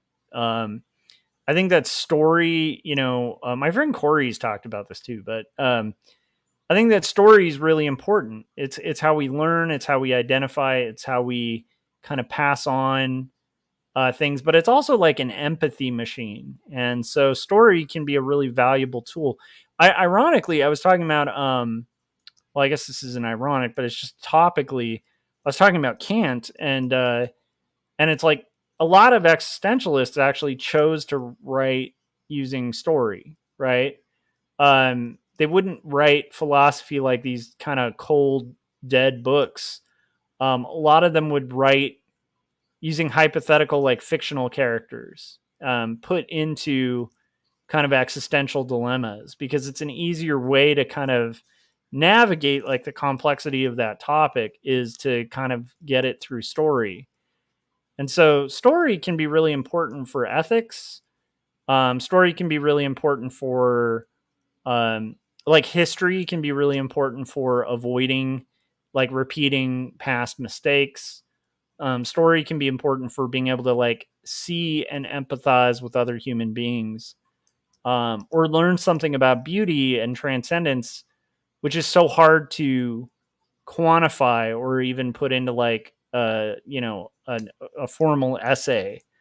But when you write it or when you hear it, when you hear an emotion, that kind of thing, it's easier to quantify. And anyhow, so I just think it's interesting whenever the humanities are proven to be more vital than, otherwise they seemed. And a good example of this is like ethics and philosophy now, where a lot of these conversations due to AI are going to be front and center of a lot of what we're doing, and whether we like it or not. And I think that's really fascinating to me. Okay, that being said, we're gonna listen to some more rock music. After I polish up the last of this panel. Yes. So this leaves about 3.5 panels to do. Okay. Let's rock the fourth song. This is fourth demo song. I have not yet mastered these. If you want to hear mastered, finished songs by me that are rock, check out They Don't Care About the Born by Joshua Kemble on all music streaming platforms. It should be available and for free or for purchase. If you want to support humans making art, maybe pick up a copy on iTunes. Okay, here is the fourth track.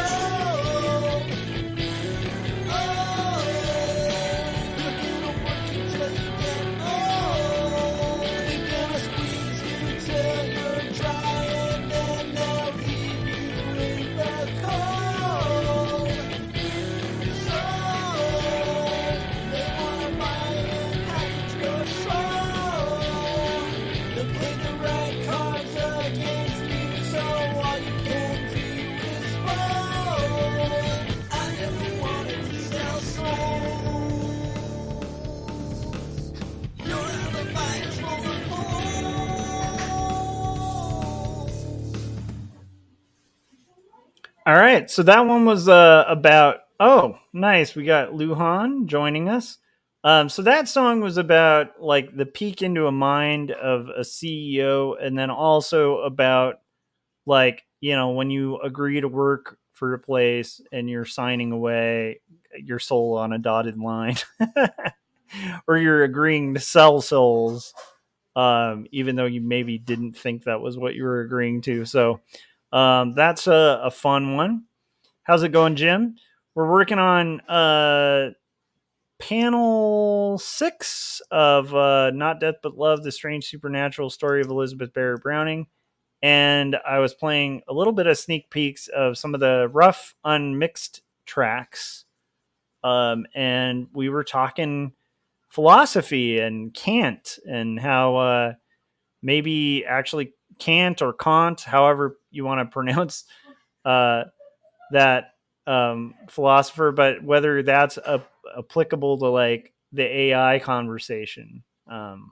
So it's been a weird one, but a fun little chat. Hopefully all is well with you, Jim, and hopefully you're getting a lot done on. Jim Lujan actually has the full fungus going, which is one of the most ambitious of his projects. And I think he's going to be done pretty soon with it, which is very exciting. It's going to be really neat to see. Although it probably won't be debuting on YouTube quite as quickly as his other work, because I think he's doing the festival circuit with it, which is going to be really cool. So, yeah. Okay, so just again, going to kind of polish up the background so that it fits with the foreground character. And then we will kind of move on from there. Let's move on. And I'm going to go ahead and get a lot of this erased.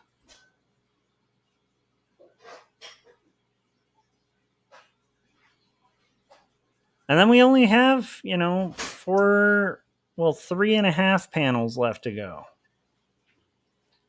till it's time.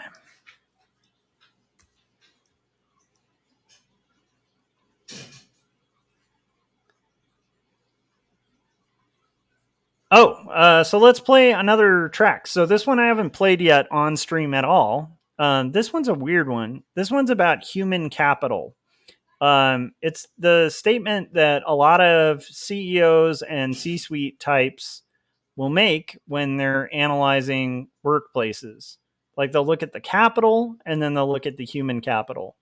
And the fact that humans often in these kind of closed door conversations can be reduced to capital is just kind of disgusting.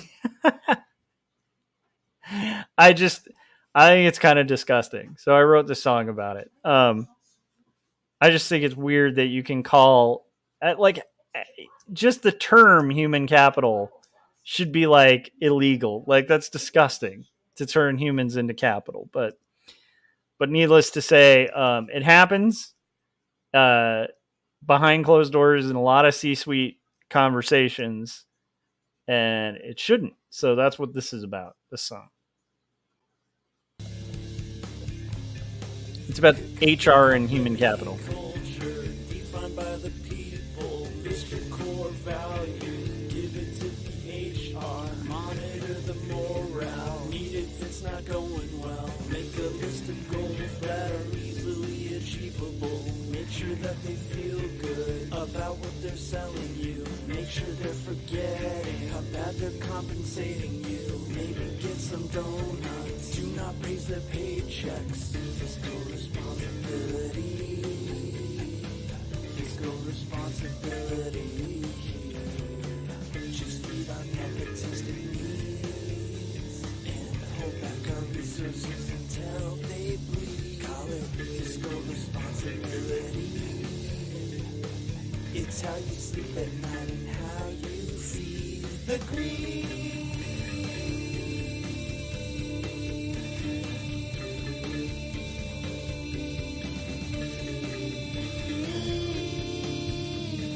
You're a little die. Spreadsheet. We call you human capital. Keep producing junk for the landfills. Putting sweat to grease the machine. Oh, you're a little die. Spreadsheet. We call you human capital. Keep producing junk for the landfills. Putting sweat to grease the machine. Human capital. Human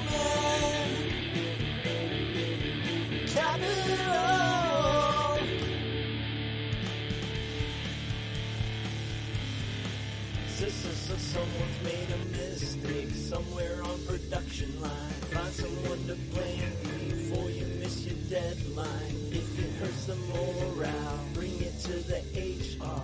Make a list of goals that are easily achievable. Make sure that they feel good about what they're selling you. Make sure they're forgetting how bad they're compensating you. Maybe get some coffee. Do not cough out a new fee. Fiscal responsibility. Fiscal responsibility.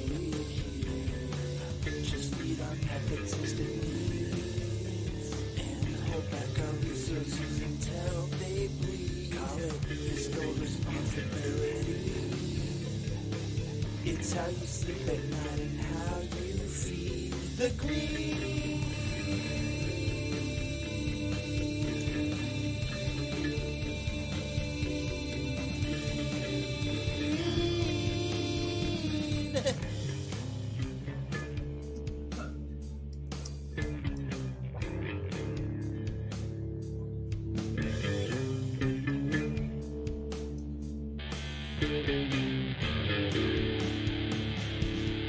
You're a little die. Spreadsheet. We call you human capital. Keep producing junk for the landfills. Blood and sweat to grease the machine.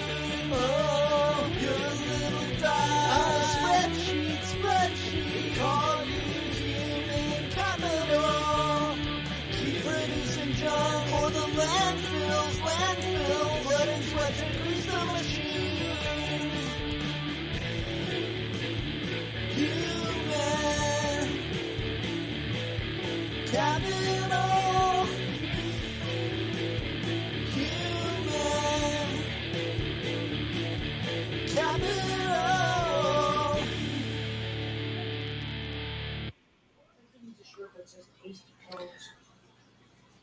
So that's basically the 5 songs that I've tracked so far. Pepsi said this album could be used in a 90s documentary led by progressive punks wanting to take down the system. Really casually dressed professional interviews in VHS quality. I'm sold. Nice. I like it. Of course, there's going to be a bit of a 90s vibe because I am a teenager of the 90s. I was a teenager in the 90s, so I cannot shake the 90s that are in my soul. All right, so we're getting a little closer to done on this. We have like one more figure to kind of shade here. I want to adjust the background to kind of fit better here. She's leaning forward, so there will be more of a cast shadow back here. And down here, we're going to kind of get this all worked out. But I'm actually digging how this page is working. And I will say this, like, as much as like some of the topics have been a little down on the beginning of this, I want to say I have never been more inspired in like years to do art, to do music.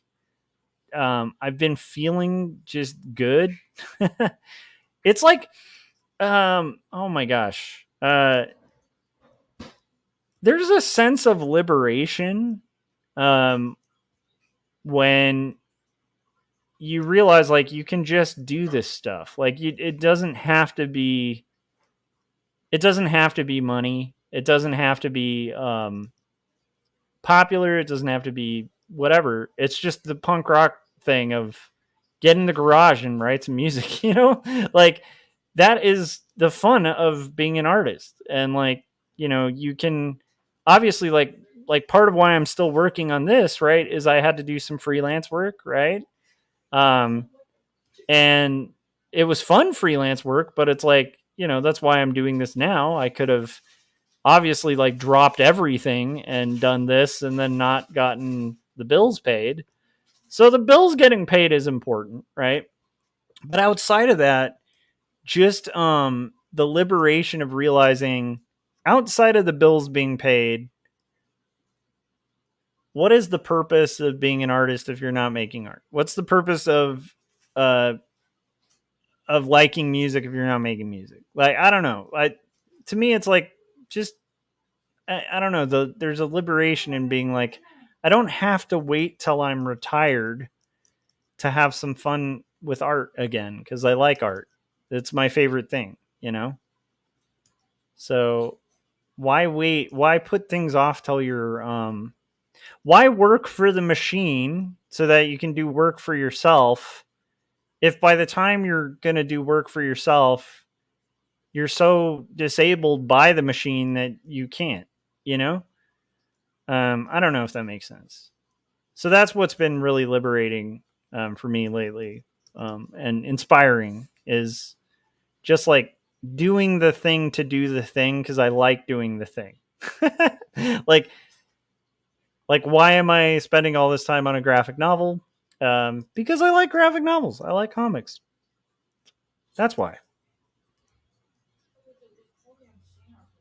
And it's also a Victorian seance romance, as my wife just pointed out, which is amazing. So I like the story. But that's the thing. I like being a part of making cool stories. It's kind of like, why would I do a voice for Jim Lujan when he asks to have a voice done for his cartoon? I'm not getting paid for it, right? Why do all of us want to do it? Because we like being a part of Jim's cool stories. Like, Jim makes awesome stories. And that's just rad.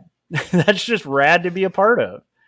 I don't need money for that. That's fun, you know? And it's the same thing I'm realizing with art. It's just, this stuff is fun. This is what I would do if I were retired, right? The first thing I would want to do is like, oh man, I want to work on a comic. And it's like, why do I have to wait?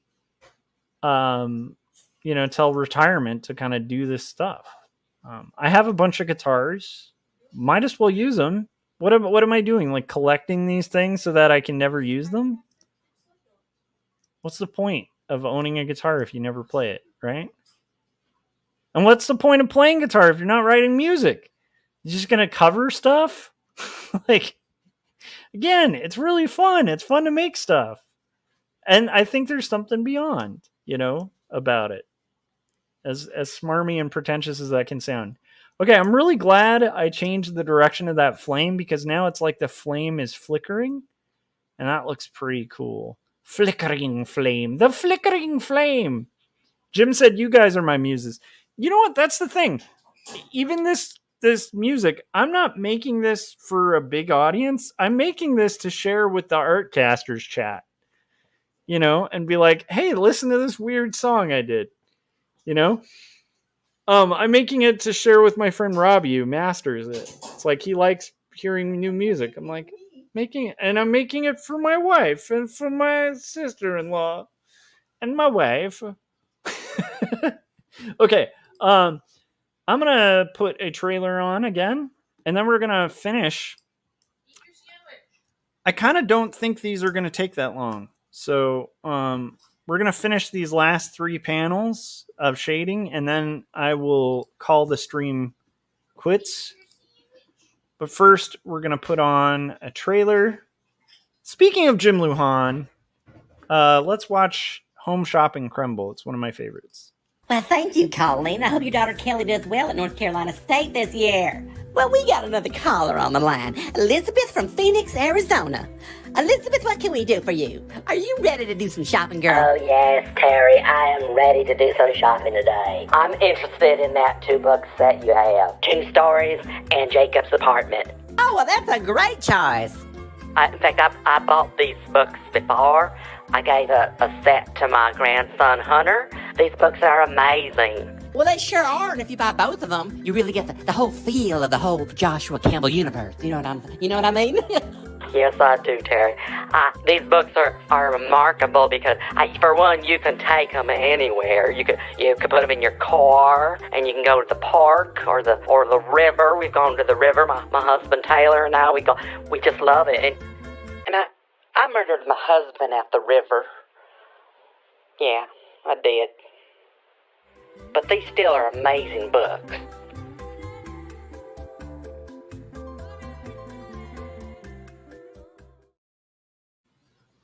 Oh, thank goodness. I thought I put my shading on the wrong layer. I'm good. I love that. That commercial made my day, dude. Jim is a genius. A genius. Okay, so here we go.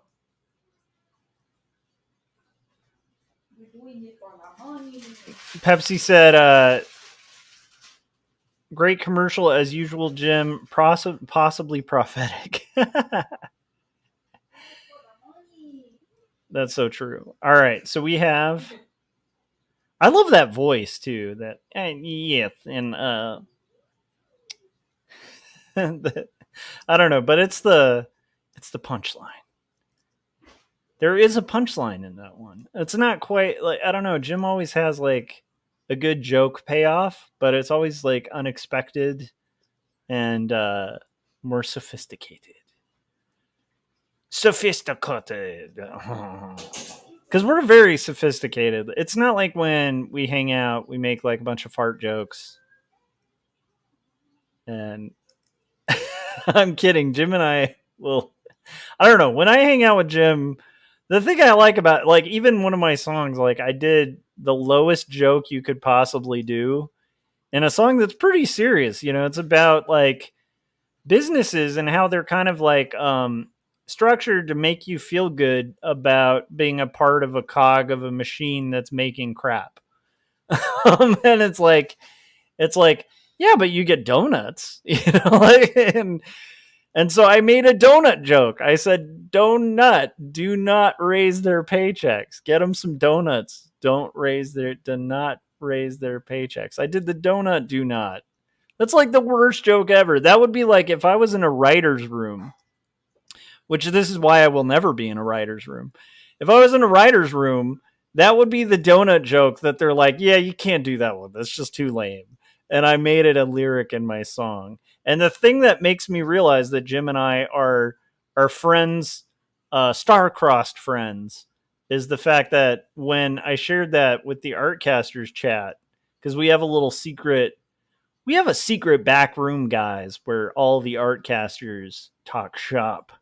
All the Artcasters and friends, we make our nefarious plans to take over the world. And in that chat, Jim, the first comment he made about that song was the donut do not thing. That's great. And I was like, yeah, that's right. We are so sophisticated. That is such a sophisticated line.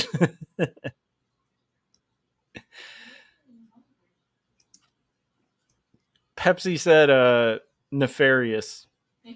That's right, nefarious. Our plots to take over the world.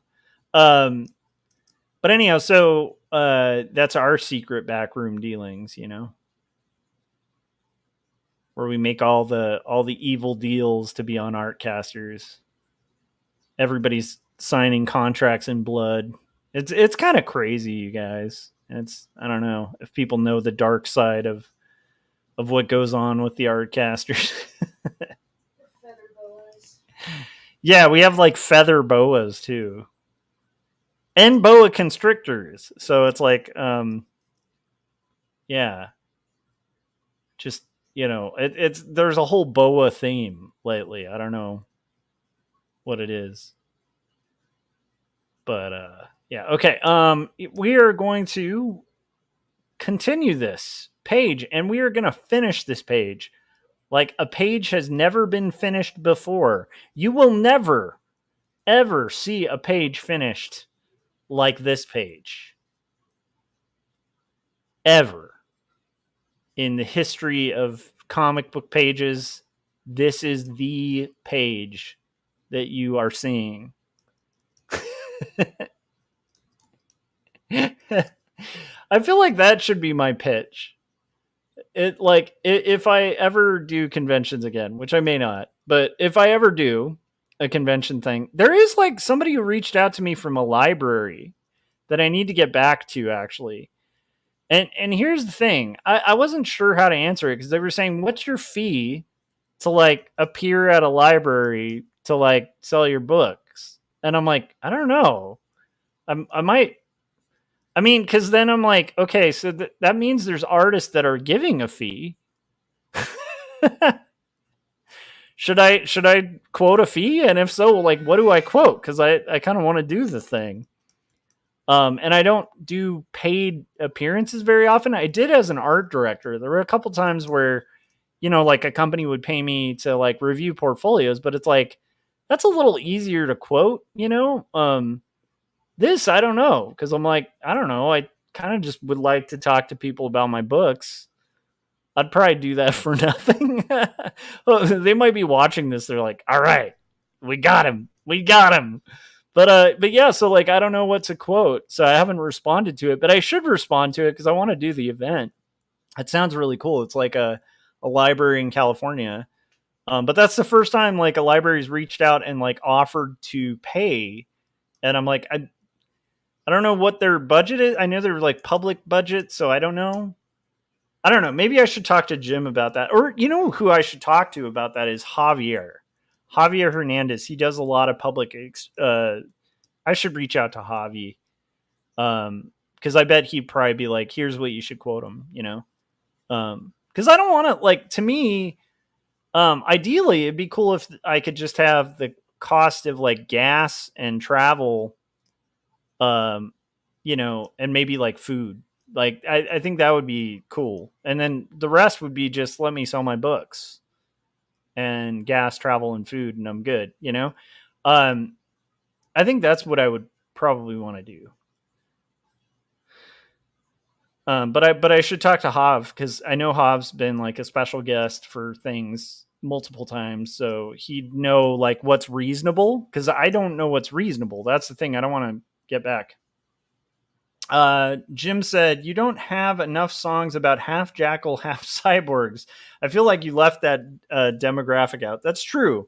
I need to really try to get some jackal cyborg songs going. That's really, I love the idea of the critic who's just like, you aren't even speaking to Sasquatches. You aren't even talking about like it's like the like fictional character people who are so connected to fictional characters. Like here's a good one. I liked your album, but like, why aren't there songs about Spawn? Like, I don't understand. Why aren't you singing about Spawn? Look, it would be cooler if it had Superman in it, okay? Like, why are none of your songs about Superman or Spider-Man? The Spider-Man. I always thought it would be funny to do I'm sure it's been done, but a parody of Spider-Man called Spider-Man. It's just a mispronounced Spider-Man or Superman, right? I don't know. There's got to be something there.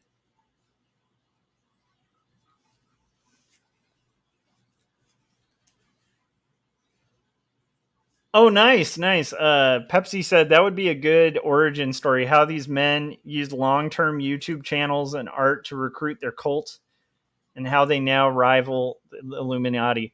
Dude, we've talked about a cult. Like, we've talked about the idea of, because we all like. Here's the secret of the art casters is that everybody you see as returning guests and like in the art caster circle, I think we all genuinely like enjoy each other's company and enjoy talking to each other.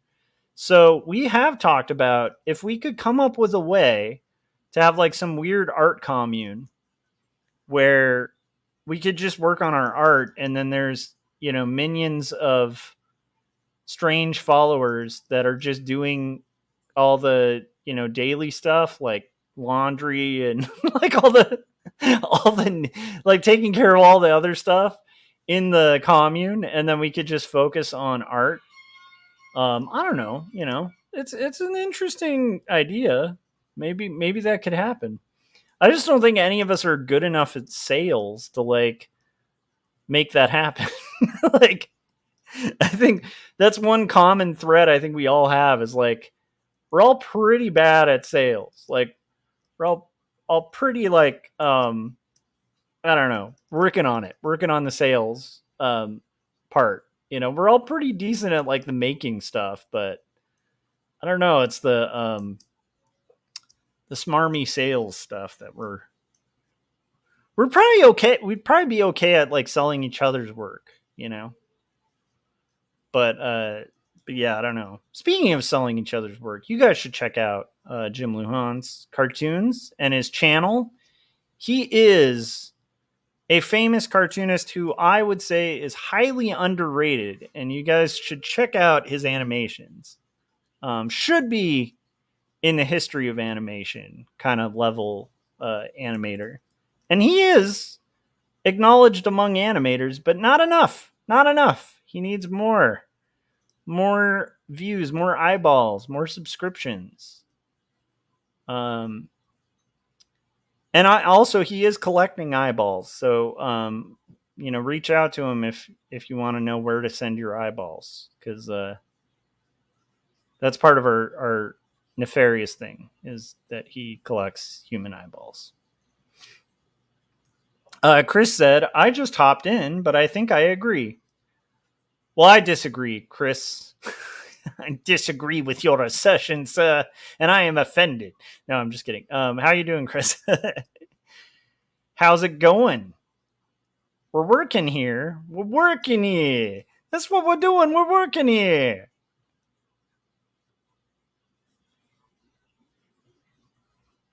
And Chris said, tired of sequels and only temple movies. Support the indie arts. I concur, my kind sir. Concur, sir. Man, I'm getting goofy.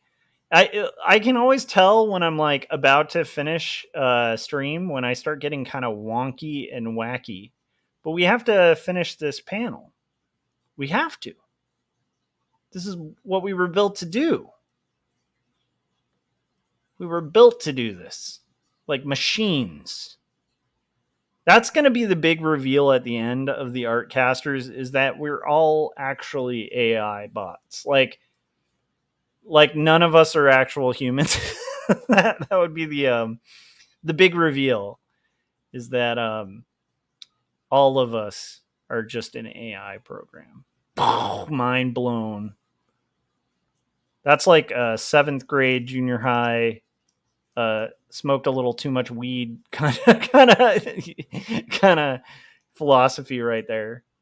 It's like, man, have you ever thought about if we're all AI? Select inverse. Do. Bro, what if we're all AI algorithms? Just like, have you guys ever, thought that profound thing, bro? Okay, we have now got Pepsi said, but Chris, I need a faster and more furious 22. Exactly. Okay, we're getting there. We're getting there, guys. We have 2 left to do. 2 left to do. So I'm going to play another trailer and get some water. And then we're gonna finish. I think we'll actually finish this page in the next half hour to hour. So okay, here is another trailer. This one is another Jim Lujan in the trilogy called Kids Say Kemble. We now return to Kids Say the Craziest Thing. So, little Susie, do you have any brothers or sisters? I understand you're in 3rd grade. How do you like that? Do you like your teacher? You like to do a lot of fun things at school? You got any hobbies, Susie? Any things you like to do when you're not in school? I hear you like to read.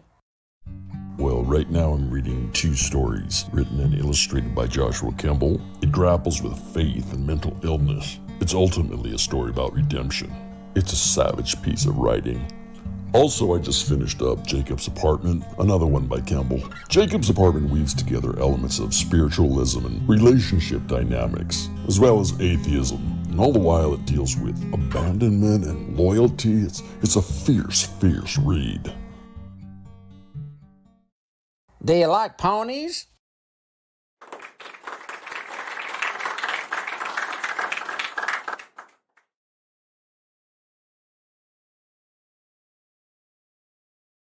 All right, my dogs, welcome to this cool hip channel where I call all my homies dogs because I'm so hip to the culture of the hip and the hop. Right? If that hipness didn't cause you to hit like, are you wiki whack or what? Wicca whack. Is that what's going on here? Do you want to be called wicca whack? Because if you don't, then be one of the hip kids and smash that like button as it has never been smashed before. Yeah, that's right. That's right. That felt good, didn't it? Clicking that, smashing that like button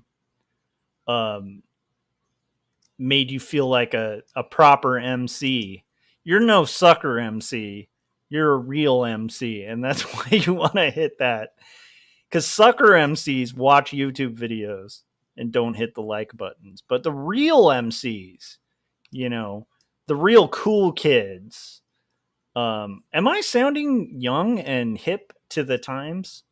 I think I am. I think I'm sounding really in touch with the culture. You know what I mean? Gents. We're getting there, guys. Jim said, it is revealed that we are all living in a stimulation. Yes, I said stimulation. That's right. That's right, Jim. Bro, what if we're all in a stimulation? Yeah. That's my creepy voice. It's like the oh yeah, you know. We're working on.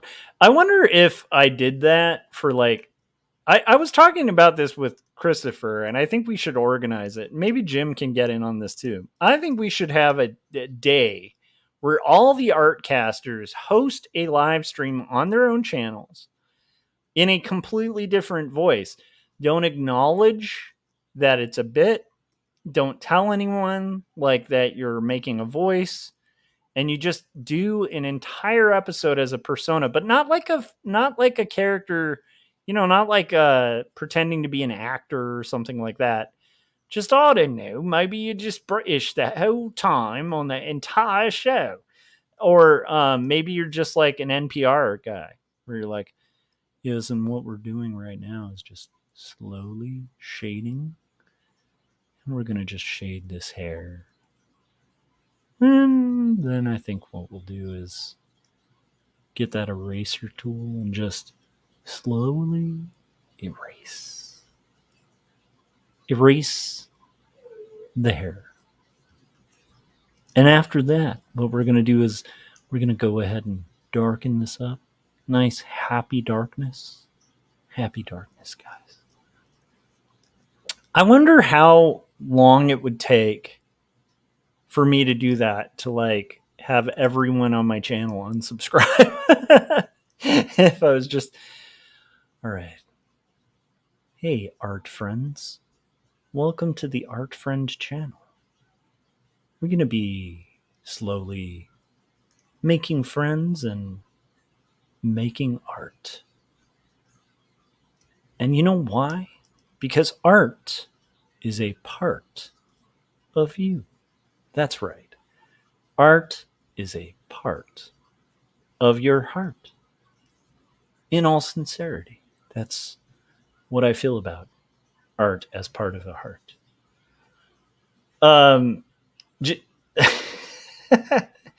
Chris said, Hey, if Jim is in this stimulation, that's not half bad. Oh, them's nice words there. Okay, so anyhow, we're gonna continue our journey, just dealing with lines and shapes, talking about values that lift the spirit of the soul. Welcome, friends. Welcome to my art stream, where we make art that is meaningful and beautiful. You can get your craft paper out. You get your craft paper out, ladies and gentlemen, and pick a color that you really like of your own craft paper. And get out some glue sticks and some magazine clippings. And let's just all vibe and make art. Good times. Good times, everyone. And I think whenever you're doing a voice like that, you have to just sound like you're like seconds away from just like snapping and losing your mind. I think that's the way to do that voice. I don't know. Jim would do it better than me, but that's my thought on this kind of character that would be like very patiently, not angrily, just patiently working on our page, because there is no space for anger in this world.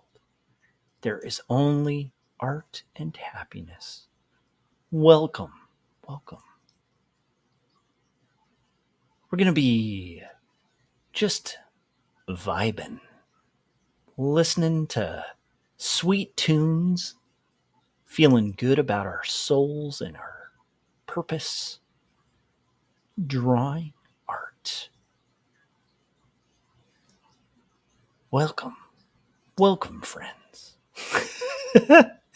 But like, anyhow, so it doesn't work quite as well unless it was like an entire, like if I did an entire episode like that. What do you guys think? What do you think? Like, without letting anyone on to the fact that it's a bit, you know? Jim said Paul's got no pants. That's true. He needs to, we really need to like, Jim, have you ever thought about like us setting up like a GoFundMe for Paul to get pants? It needs to happen. We should just set up a GoFundMe and raise money for Paul's pants. You know? Be like, this man has no pants and he needs them. He's been told by all his friends, and we're gonna do a community fundraiser for Paul's pants. Because Paul needs some pants. Guys. And we could even do videos like we could do like, you know, like the dog rescue videos, you know, but it's like for Paul's pants. Paul said, "You can't make me wear them." Guys, look, you're sitting there listening to this stream in your pants, just taking advantage of the fact that you're in a first world country in which pants are just on you. No question. You just wear pants.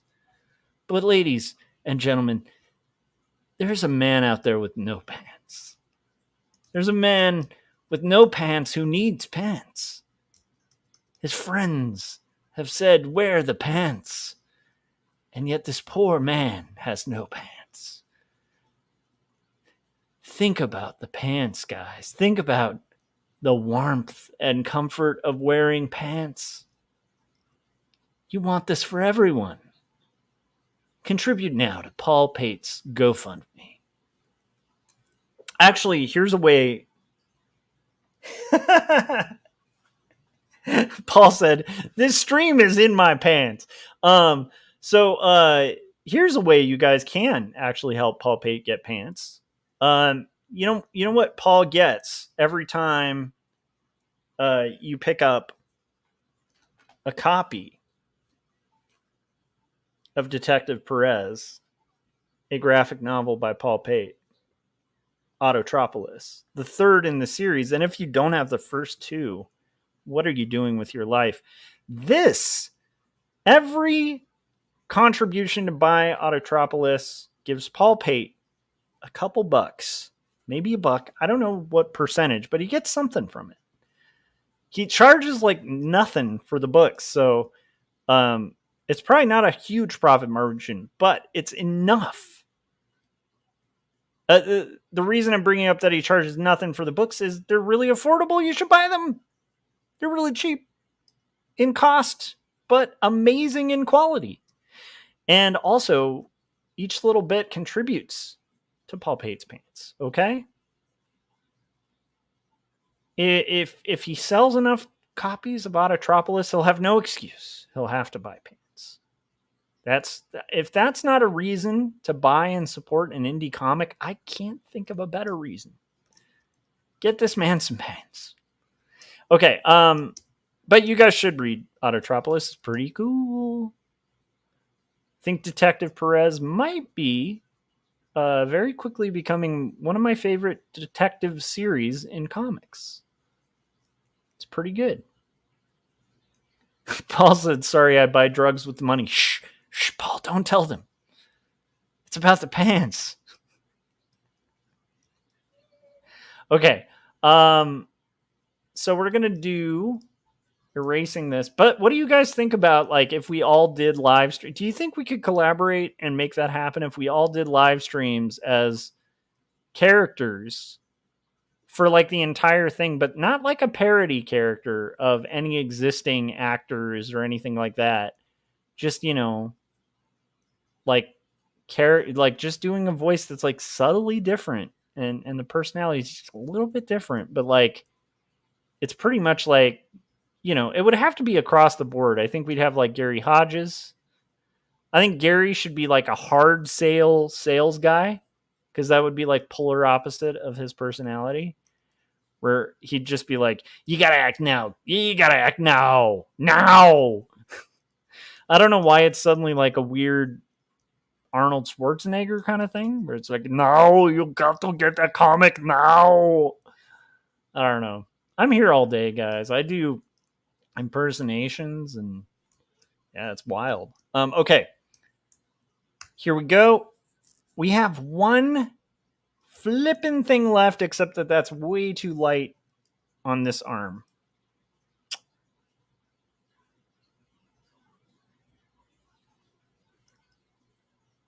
And when I said arm, I suddenly thought of the Smashing Pumpkins. Disarm you with a smile. Do-ba-da. Yeah, I sing too, see? Okay, so let's do, we're going to expand here. Going to expand. And then we're going to fill this with love.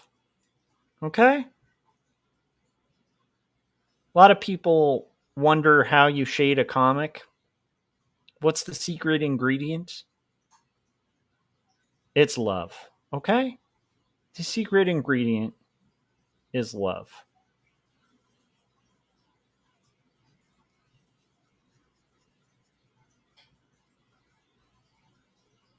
Okay. I'm getting all choked up just thinking about that. The secret ingredient. Okay. I have one panel left to go. We're going to do this. We're going to do this, guys. We're going to get through it. And I think after this, I'm going to a cool store that sells really rad Japanese stuff. And we're going to get some snacks and party. And maybe if I see a good pair of pants, I might pick them up for our friend. Our pantsless friend. Okay. Here we go. Last panel. You know what I'm going to do? Save. I just realized that's when things die, is when you say, this is the last thing. We're almost there. That's when your car breaks down. It's like, oh, wow. We've been on the road for, a week. We're almost at our destination. We're just about there. Boom, car breaks down. Same with computers. So anytime you're feeling like almost there, make sure you hit that Command S, because that's when the schmack goes down. Okay.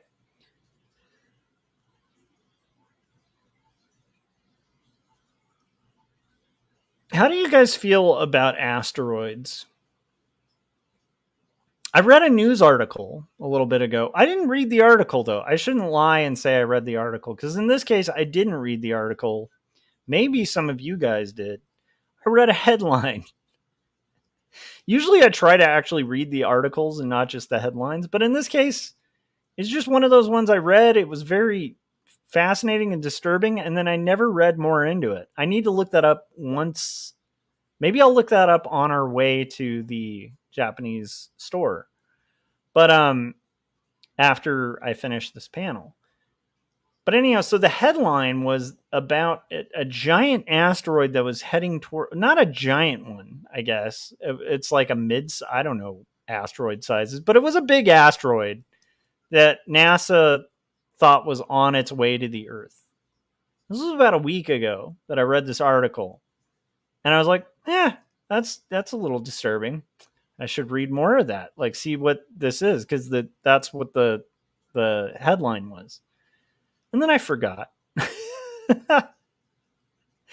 I gotta say, what does that say about the state of the world right now? Where it's like, I read an article that was like, big asteroid, NASA's projecting actually heading towards Earth. And I was like, that's disturbing. I should read more. Okay. And then I forgot about it like a day later. What does that say? Is that wild? Anyhow, did any of you guys read about that? It was interesting, and made me want to read about it. And now I'm remembering, and I'm like, maybe I should read about that. On the off chance, an asteroid's actually going to hit the Earth. Okay. We're getting there, guys. But I just thought that was funny that, I don't know, like, to me, it's just funny that I read it. It was kind of disturbing. And then, like, 5 minutes later was like, like, I don't know. What if it's like an actual dangerous thing? And I just kind of like was like, who knows? Whatever. Asteroid, schmastroid. Anyhow. Pepsi Cola said they find asteroids rude. That's a good one. I like that. I set it up and you knocked it down. Good job. All right. What do we got? All right, we got it going. We have easily, the best hair. It's easily a very bigly drawing of hair. I ran into a guy the other day and they said, wow, this is great hair. And I said, thank you. Thank you. I like making great hair. And we just, I'll tell you what, we're going to make unbelievable hair. It's going to be the best hair you've ever seen. And this is going to be in the comic. That's going to be a great comic. It's a terrific comic that all people should like. And it's terrific. It's great. It's bigly the best comic probably in the world. And there's a lot of people out there that would say that they hate comics. And, a lot of these people, and a lot of these people, and we're going to be the ones that don't say that. We're going to say good things, big things, good things, best things for our country, best things for comics, best things in the world. That was my attempt at a Trump. I can't really do a good Trump, though.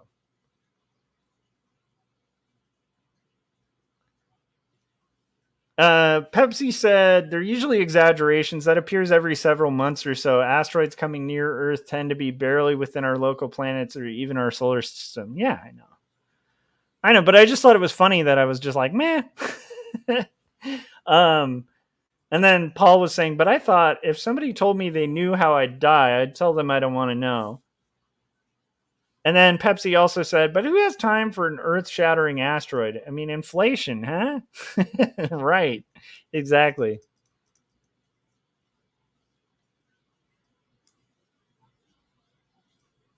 And Democrat politicians are sending asteroids to our...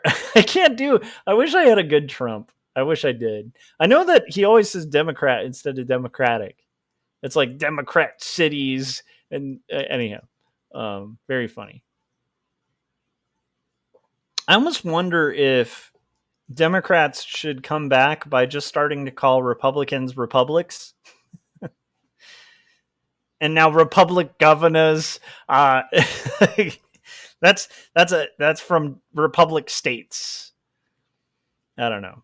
Anyhow, just a funny thing I've noticed. You got these republic politicians. Okay, I don't know why I'm getting all goofy.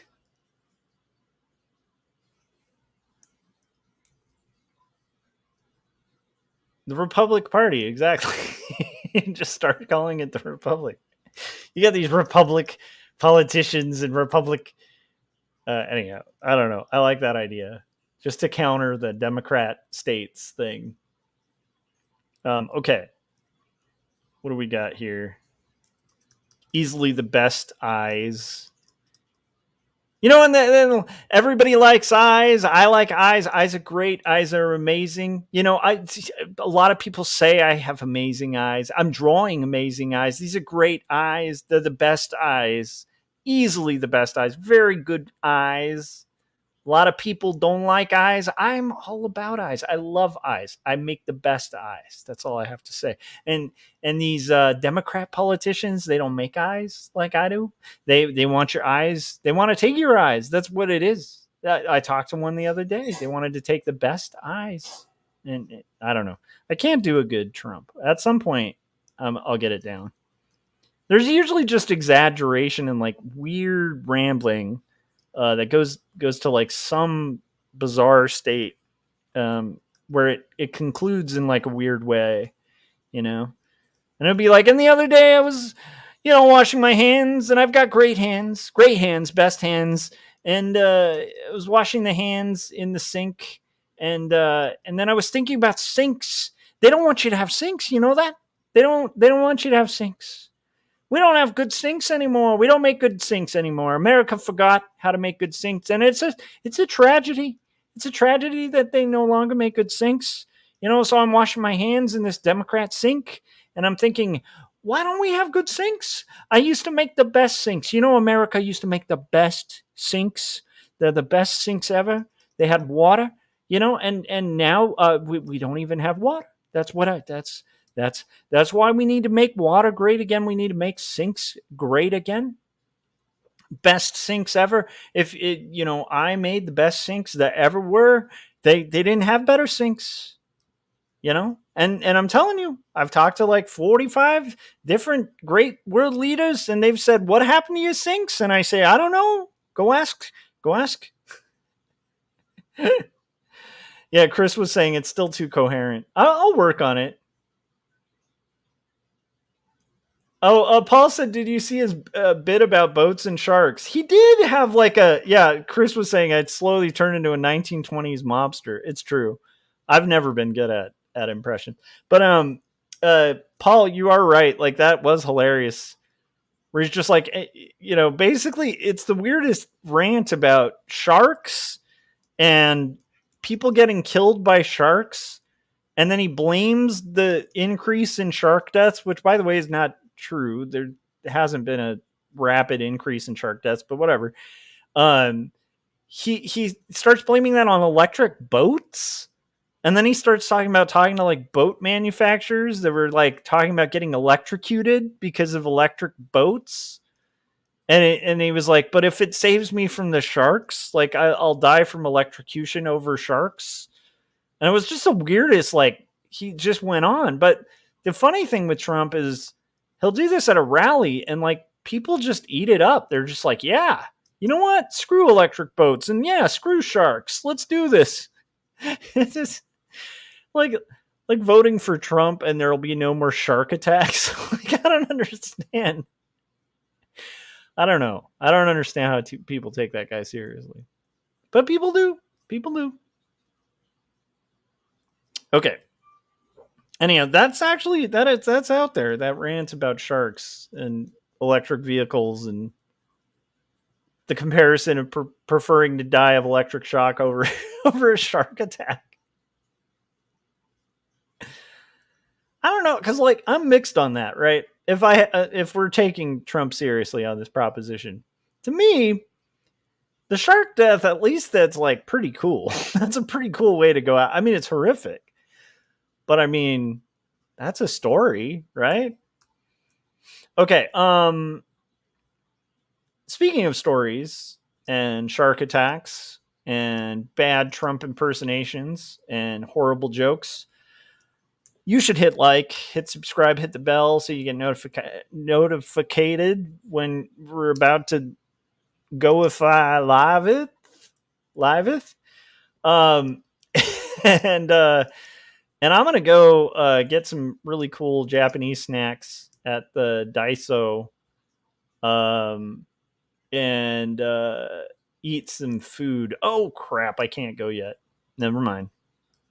That hair is way too light. That hair is way too light.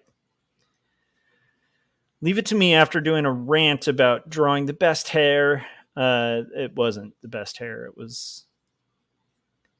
I think the other key with doing a Trump impersonation, you kind of have to like keep your like top teeth out.